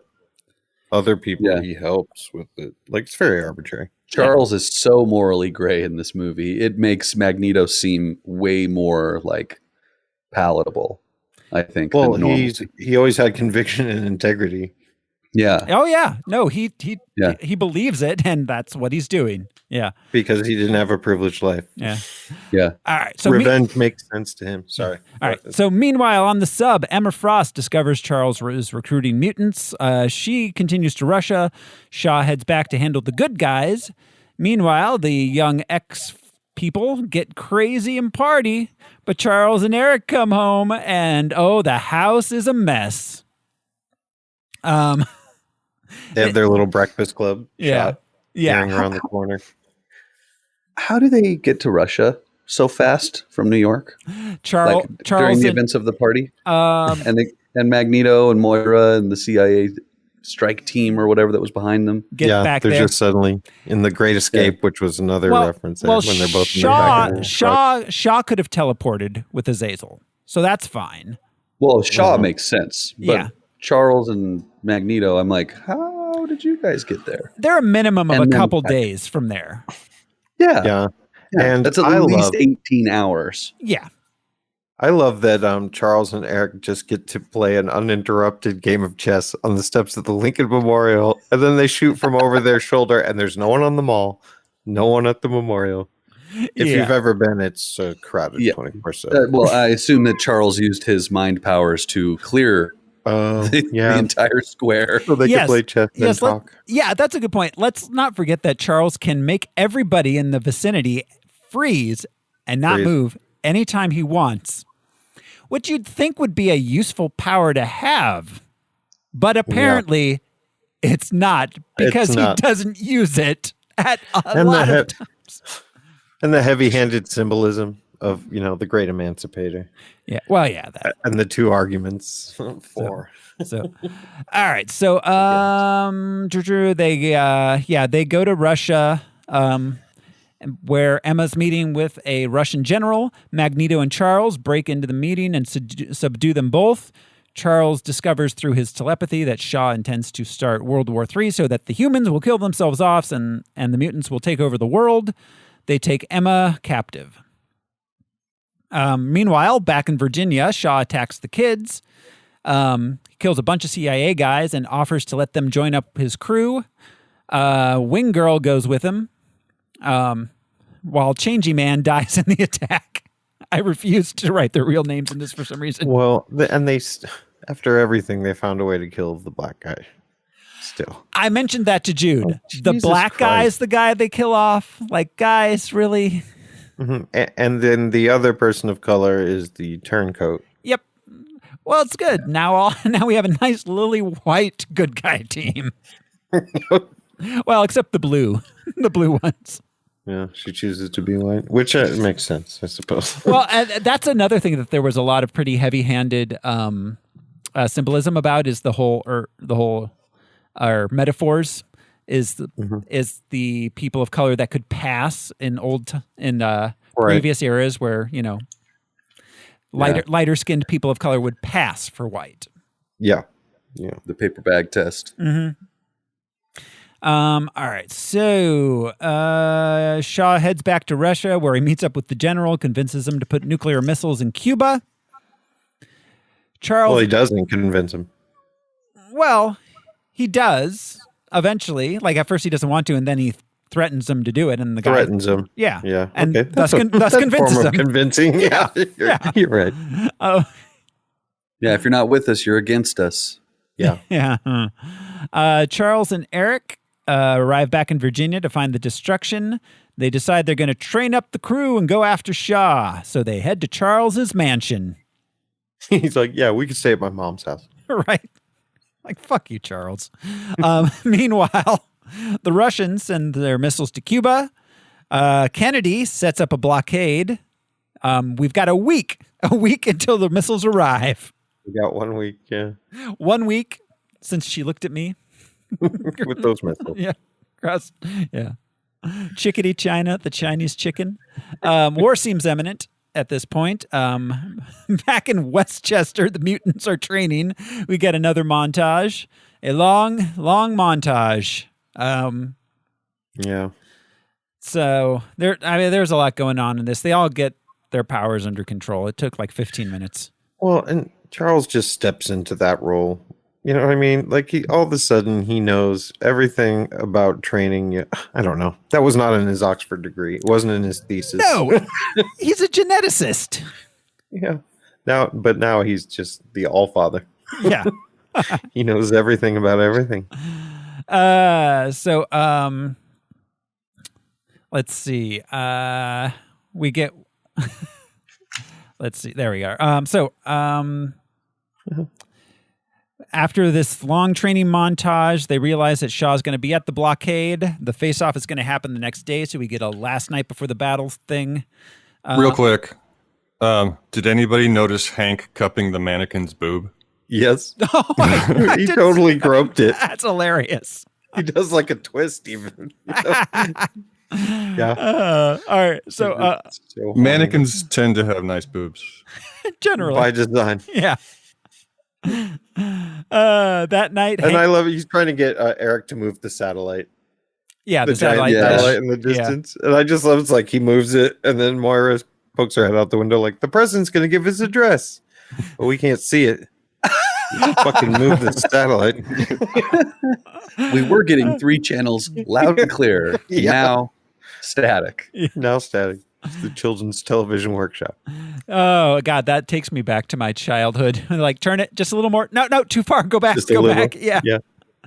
Foil. So, all right. That night, Hank. Foil.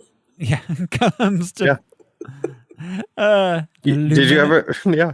You'd have to like screw it into the back like rabbit ears. Yeah.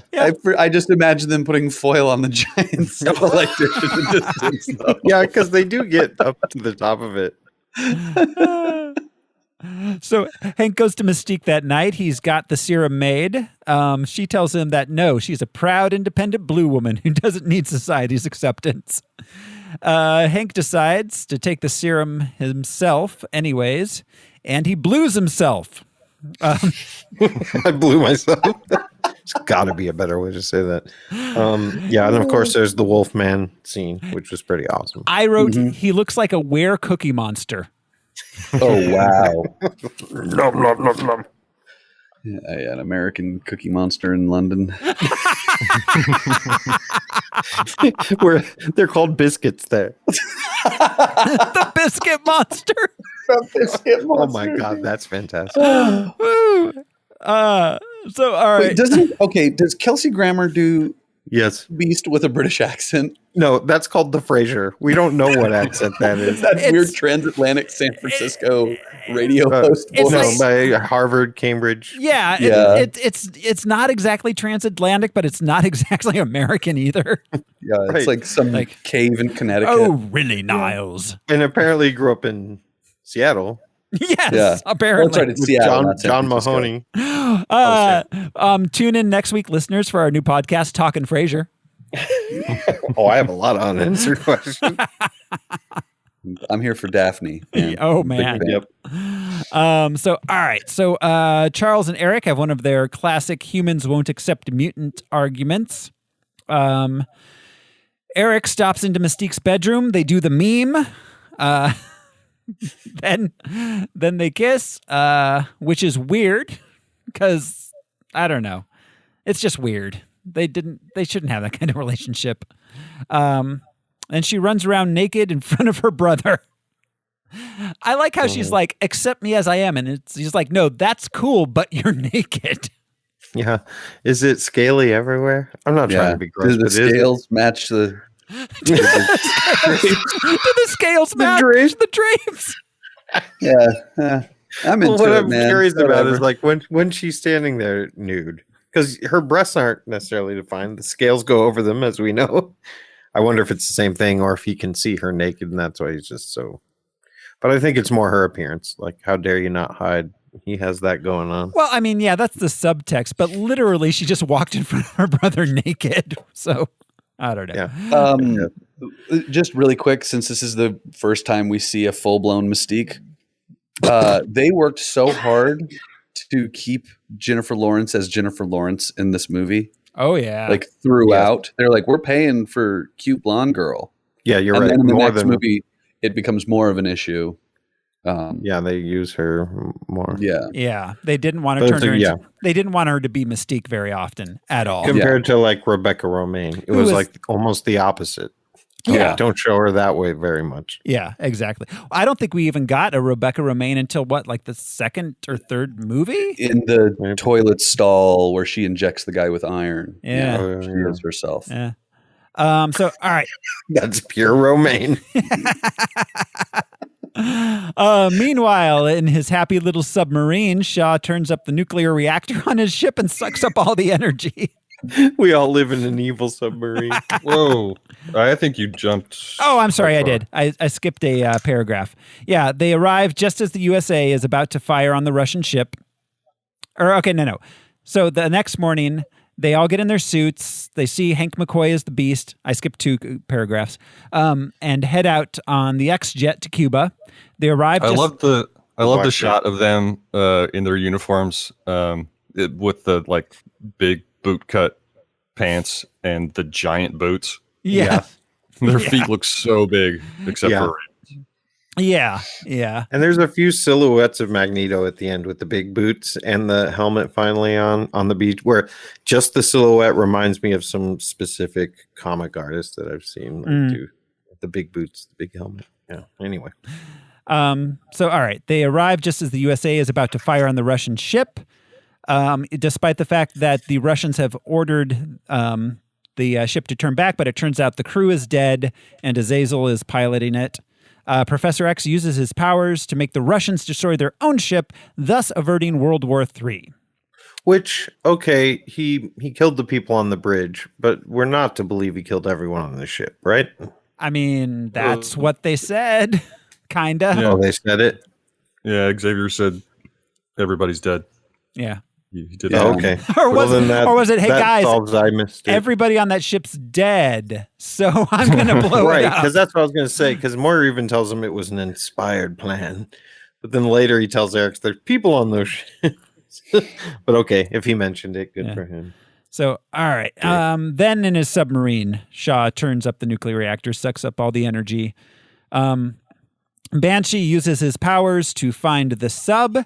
Magneto pulls the sub up out of the water, beaches it, and causing their own plane to crash onto the beach next to it. We get the big battle between the good mutants and the bad mutants. Eric gets into the sub. He finds Shaw. Shaw is more powerful than Eric. He starts talking to him, trying to convince him to join him. Then Shaw's like throwing Eric like against the wall. Like it's not he knows this is blocking Professor X. It's not a good idea to break your own subs, like Professor X blocking wall. Yeah, I don't understand how the wall of the submarine, was it made out of the same, what metal is anti-psychic metal? It looked like it was glass or diamond, like it was made out of Emma Frost's skin. Just looked like mirrors to me. Yeah, I don't know. But still, Professor X couldn't see in until the wall started breaking. Until that little hole poked through. Yeah.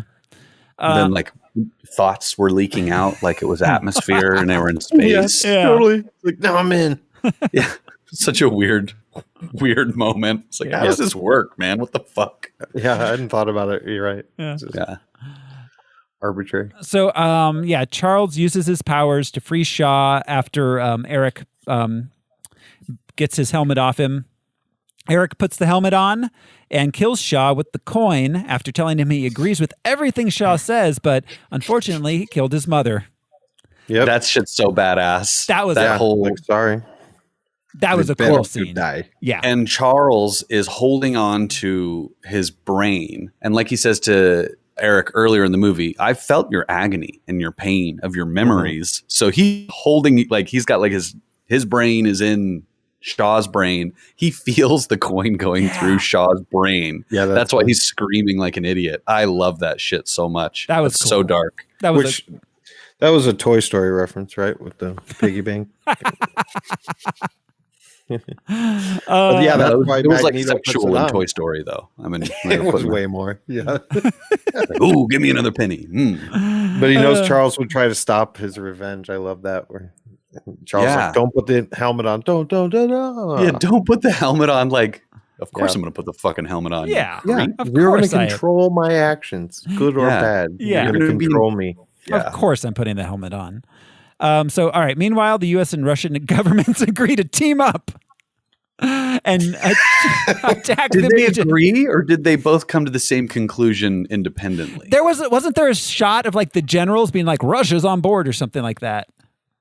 I thought that they were like, we should just attack these. I don't remember that sequence. I wouldn't be surprised though. Did you catch? Did you catch? I thought they were now? communicating. Yeah, I thought they talked. Yeah, the Russians share our concerns was a tagline I wrote, so somebody said it. And that quote, Eric Trump. Magneto. Sorry, everybody. Financial concerns. Yeah. So Magneto comes out and is trying to convince them to team up with the humans when the navies fire at them. Magneto stops the missiles and turns them back on the humans. Charles jumps Eric, stops him from destroying the ships. The missiles fall into the ocean. McTaggart shoots at Magneto, who deflects the bullets, but one hits Charles in the back, paralyzing him. Yeah, why did you think that was going to work? That's the stupidest shit that happens in this entire movie. I'm going to shoot Magnet Man. Yes. Yep. Who I've been training with. Yeah. Alongside. They throw a spear at him made of wood. Yeah. You know? Run up and punch him. Plastic bullets. Yeah. Or something. Kick him in the balls. Anything's going to be more effective. Yeah. Kick him in his balls. Charles, keep him down. I got to carve this spear point. Right? Keep him down. Well, I mean, if I were like, this Nazi hunter guy seems kind of seriously like extreme, I'm going to bring like a polycarbonate knife with me or something. Something. Like a sharp piece of plastic, like a spork. I don't know. So fucking handgun. So one thing I want to point out about Charles becoming paralyzed in this film. He was not paralyzed in X-Men Origins Wolverine, which took place in 1978. He walks into the house. Yes. Maybe he had metal legs and Magneto was doing him the favor of keeping him upright. You ever think about that? That could happen. Yeah. I don't know why he doesn't allow himself to walk. He has the power to do so. Well, and I would also like to point out that in X3, X-Men what was it? Unite? Last Stand. Last Stand. Charles and Magneto were still working together because they came together to Jean Grey's house. Yeah. Yes. You're right. Yeah. All right, that was in the 80s. Yep. So anyways, Charles is paralyzed. Magneto tries to convince Charles to join him one last time. Charles says no. Magneto asks the mutants to join him. The evil ones do, and so does Mystique. They go. That's so Raven. I was waiting for that so Raven joke somewhere in the show. They teleport away. Then back at his Westchester mansion, Charles and McTaggart discuss the academy he's opening for mutants.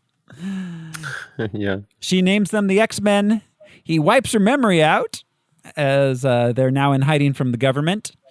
With a kiss. Yes. Yeah, with a kiss. Superman like, style. Maybe that's exactly. not misogynistic at all. Not at all. I woke up and I was here. I'd like a kiss before you wipe your mind. So we're gonna have this romantic moment that you've maybe been anticipating. Yeah. I have a feeling it went further than a kiss. I mean, if he's wiping her mind, he's questionable morality, man. Yeah. Yeah. He's like, have you ever ridden in a X wheelchair? That sounds like it's a former wheelchair.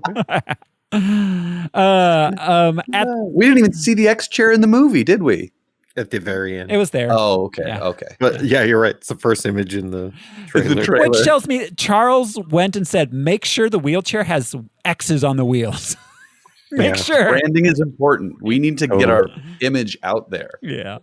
They're like, did you say regular? Does he have a regular wheelchair? Like when they go to Walmart? Do you think he's like, let's not take the X chair? An undercover wheelchair. Yeah. Undercover wheelchair. Back at the CIA, Magneto breaks Emma Frost out of prison, and he's got a fancy new outfit.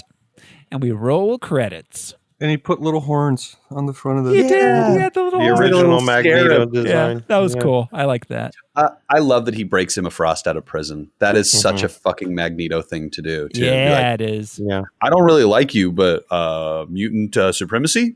Right. You down? If you're not with me. Yeah. Yeah. And if you're not with me, I'll just fill you with iron. So watch your back. That's it. Like I said before, I don't think we've ever had a movie that is legitimately so good with so many weird plot holes and unanswered questions.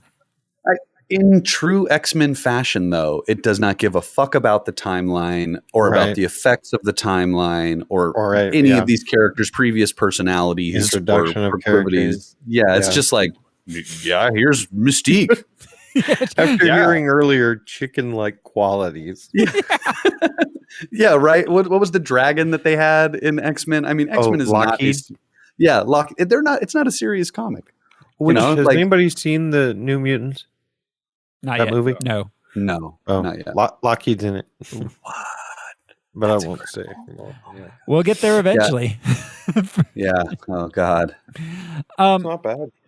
All right. Unanswered questions. Do you guys have any unanswered questions before I jump into mine? We've got through a few of mine in the course of the show, but. Well, I have so we've established that Hank's intellect is his own. And he's hung up on appearance. So that's what he was trying to develop. So if he took away those feet, so he has agility maybe and some reflexes, but he's certainly not as fast as he was. He can't hang on to things with them. Yeah. So the question then becomes like, all right, because he says it will take away the appearance, but not the abilities. Not the abilities. The appearances in large part is the abilities. He's going to give it to Mystique. Yeah. All of her abilities are appearance. Yeah.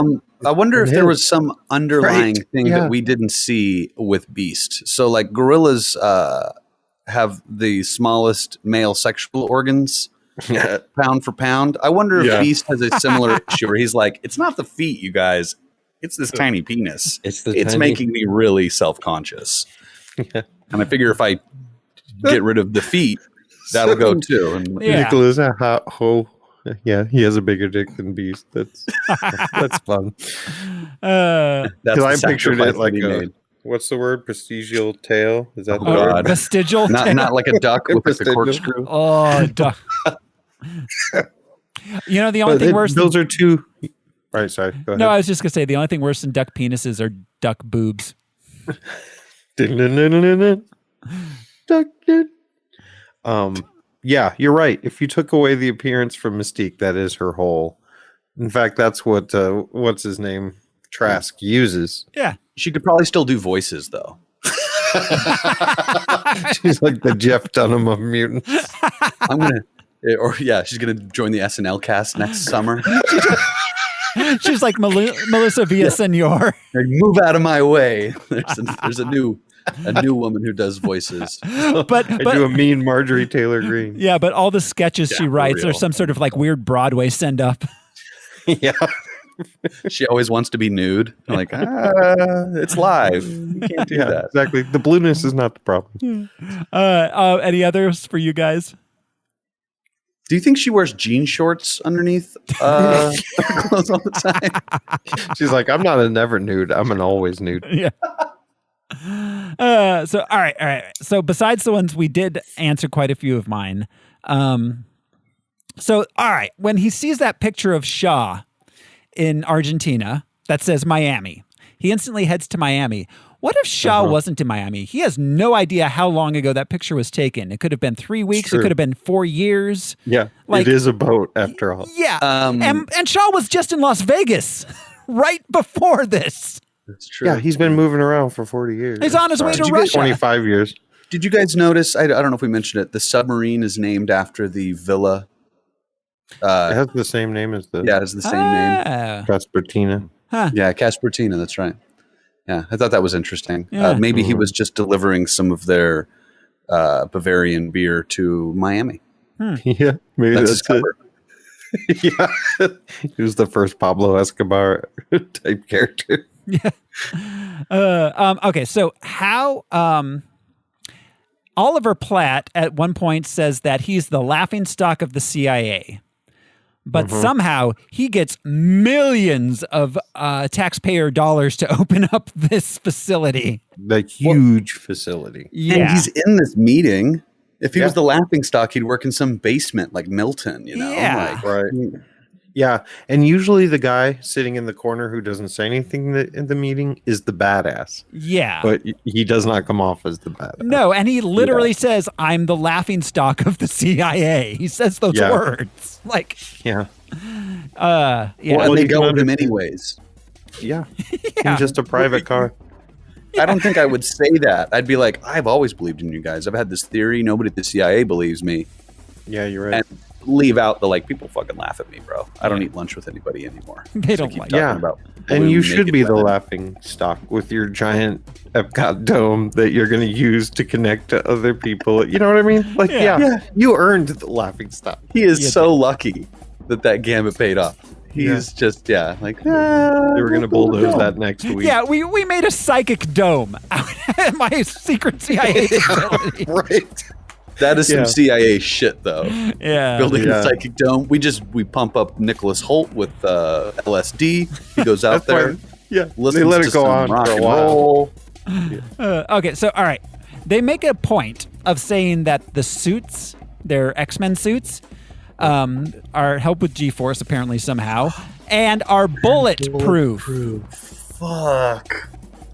They make a point of saying they're bulletproof, yet a bullet is what causes Professor X's paralysis. Right. They get to the...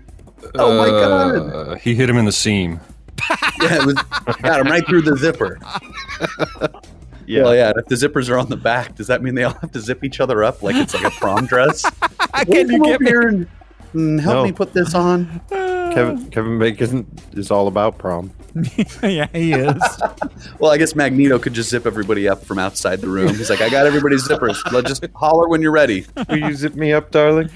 And my very last one of my unanswered question, how did they get off that beach? Because the navies, the Russian and American navies, didn't seem too friendly to them. They didn't have a jet. They didn't have a teleporter. The teleporter left with Magneto. maybe Charles used his mind freezing powers, and Cuba, they walked the Cubans. I think I think Castro would have kept them. That's what I'm saying. That's those are sovereign waters there. Maybe Castro's a mutant. We'll have to see in X-Men sophomore class. Just Castro playing baseball and planning his revolution. Charles Xavier did a mind thingy on Castro to put them in a refugee boat. And then they came ashore in Miami. like Elian Gonzalez. Yeah. Well, and like you said earlier, this is the remaining white characters. Yeah. In the X-Men. Like, they're clearly not from Cuba. Or those mutants that attacked the Navy. Maybe what's his name? Banshee flies them all. He just holds on to them. No, actually, they were led by Teddy Roosevelt and the Rough Riders. Washington fording the Delaware back from the dead. Well, wasn't that Cuba that Teddy went to? San Juan Hill? Oh, shit, that's right. Yeah, maybe he's still alive in this movie. Yeah. Maybe. Maybe. He's a mutant. I assume that every historical figure is a mutant. They said that Kennedy is a mutant in the next movie. Oh, God. Yeah. But not vulnerable to bullets, but the mutant still. Yes. His power was his dick. Yeah, his chlamydia. He can give it to other people. Like a guy who has to get people pregnant. Azazel. So, all right, I got a few anachronisms to go through. First off, and this just kind of bugged me, is 62, not 67. All the long hair and big sideburns on dudes was like way out of... Yeah, hippies themselves. They were still beatniks was still the common... In 1964, when the Beatles arrived in America, they talked about their long hair, and that was way shorter than the hair on these dudes. Yeah. Yeah. Hippies were not yet a thing. Yeah. That just bugged me. But there was a bowl of M&Ms, which had blue M&Ms in it. Really? Yep. Yeah. That's a huge fuck up, man. Yes. There was a picture of Albert Einstein in baby Charles's bedroom in Baby Einstein. Baby Einstein. There was a picture of Albert Einstein in his bedroom. That picture was not taken until 1946. That was in 1940. It was at 42, I think they said. 44. 44. Okay. Charles mentions the MCR1 gene that makes people have auburn hair. It's actually the MC1R gene. It wasn't discovered till 1992. That one I'm willing to overlook. Maybe Charles has some sort of psychic abilities to see the gene. So gracious. When was the genome discovered? 92. No, I mean like the human genome. Oh, like genetics. When they mapped it. Yeah, when the guys who were inspired by LSD finished mapping it. That was just a few years ago. Yeah. God. But began. Anyways, yeah. I'll well, Watson Crick did the DNA. Yeah. Spiraling. Yeah. Okay, so just we'll go on while you look that up. So, all right, you can clearly see the World War II memorial near the Washington Monument. That was constructed in 2003. Yeah. Lavian Rose is being played by Kevin Bacon in the concentration camp. That was recorded by Edith Piaf in 1946. That's all the anachronisms I have. Genome time frame, Watson and Crick was 53. So the Nobel Prize was 68. Okay. Yeah. So yeah. Yeah, so Xavier knows more than he should know at that time period. Yeah, definitely. But he's psychic, so who cares?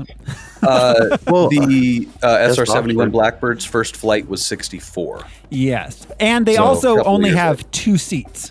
So yeah, that's true. And it's literally fuel and a compression chamber. Right. That's it. Yeah, exactly. So, all right. Any last thoughts, guys, before we move on? No. No. Yeah, I think we covered this bad boy. It's a good picture. It is. I'm excited. It was a lot of fun to watch them graduate, though. I cannot. School. Honestly, I don't think I've nitpicked a movie this hard and still enjoyed it this much. So, all right, you ready to move on to the ranking? Oh yeah. All right, let's check this bad boy out here. I believe personally it would be a top 20 movie at least. Are you guys in agreement there? 20 for sure. Yeah. Yeah. So, all right. We've got 2 X-Men movies in the top 20. X-Men, the original, at number 14. X2 at number 11. How do we think this compares to either of those? I want to say this is better than Hellboy 2 and X-Men 2000. I think so. I think I'd agree. I personally think it's better than Iron Man 2. But I know others enjoyed that movie more than I did. Yeah, I love these. I love these prequels or reboots, whatever we're gonna call them. But in fact, my favorite X movie is the next one, Days of Future Past. So, I think this is better than the other 2. Actually, all 3. I think it's better than the first 3 X-Men. So you think it's better than X2 also? Yeah, I do. What's interesting is we have our other Matthew Vaughn movie right there at number 9, Kick-Ass. That's interesting. Want to put it in between that and Hellboy? In between Kick-Ass and Hellboy? Was Kick-Ass a better movie? In many ways, yeah. Yeah, in some ways. In some ways, yeah. Yeah. I think this is a better X-Men movie because of its anachronisms and lingering questions. It's casting. Yeah, I think he had. It was a lot more fun than X-Men or X-Men 2. Like, it was a more enjoyable watch for me personally. Yeah, I think so too. More fun than those 2. Then all 3, they were heavy-handed. I mean, is it better than Kick-Ass? That's really hard to say. Is it? Is it better than Hellboy? Yeah. I could see that. What you thinking, Al? I'm on board so far. Okay. So, all right. So, Josh, you said you think Kick-Ass might be better than this? I think so. It doesn't have the benefit of a canon, so that's why we're sort of like, Yeah. This is the best X movie for sure. But so far. I really like Kick-Ass. Stylistically, it's a fun movie. It really is. Nicolas Cage. It really is. It was very pure what it was. Like, it was one thing and it did it well. Yeah. Brian, what do you think? Yeah, I could see this being below Kick-Ass. Okay. Yeah. Al, are you in? So want to put it at 10? Put it at number 10 in between Kick-Ass and Hellboy. There it goes. All right, and we have ranked it. It's a top 10 movie. Sounds good. Yeah. And that means it's time for next week. Next week we will be watching Green Lantern. Ooh, yes. I'm so excited. I don't think I've seen it. I have not. You haven't? Oh, I've seen this multiple times. No. Cool, I hope it's fun. It is not. Okay.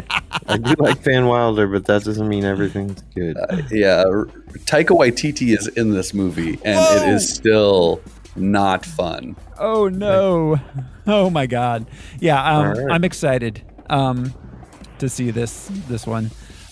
So, all right, that is it for us this week. Thanks, everybody, for hanging out with us. This is your untrained, unauthorized freak, Throw Smiley, saying I'll see you next time. I'm Josh Cece, and I've come a long way from bending gates. I'm Brian Lesh, and I have one more question. Is Argentina in another dimension, Josh? It's a realm. I'm Alaric Weber, and I believe that true focus lies somewhere between ambivalence and ennui. That's that post-coital. All right. Thanks, everybody. We'll see you next time. Bye. Thanks, guys.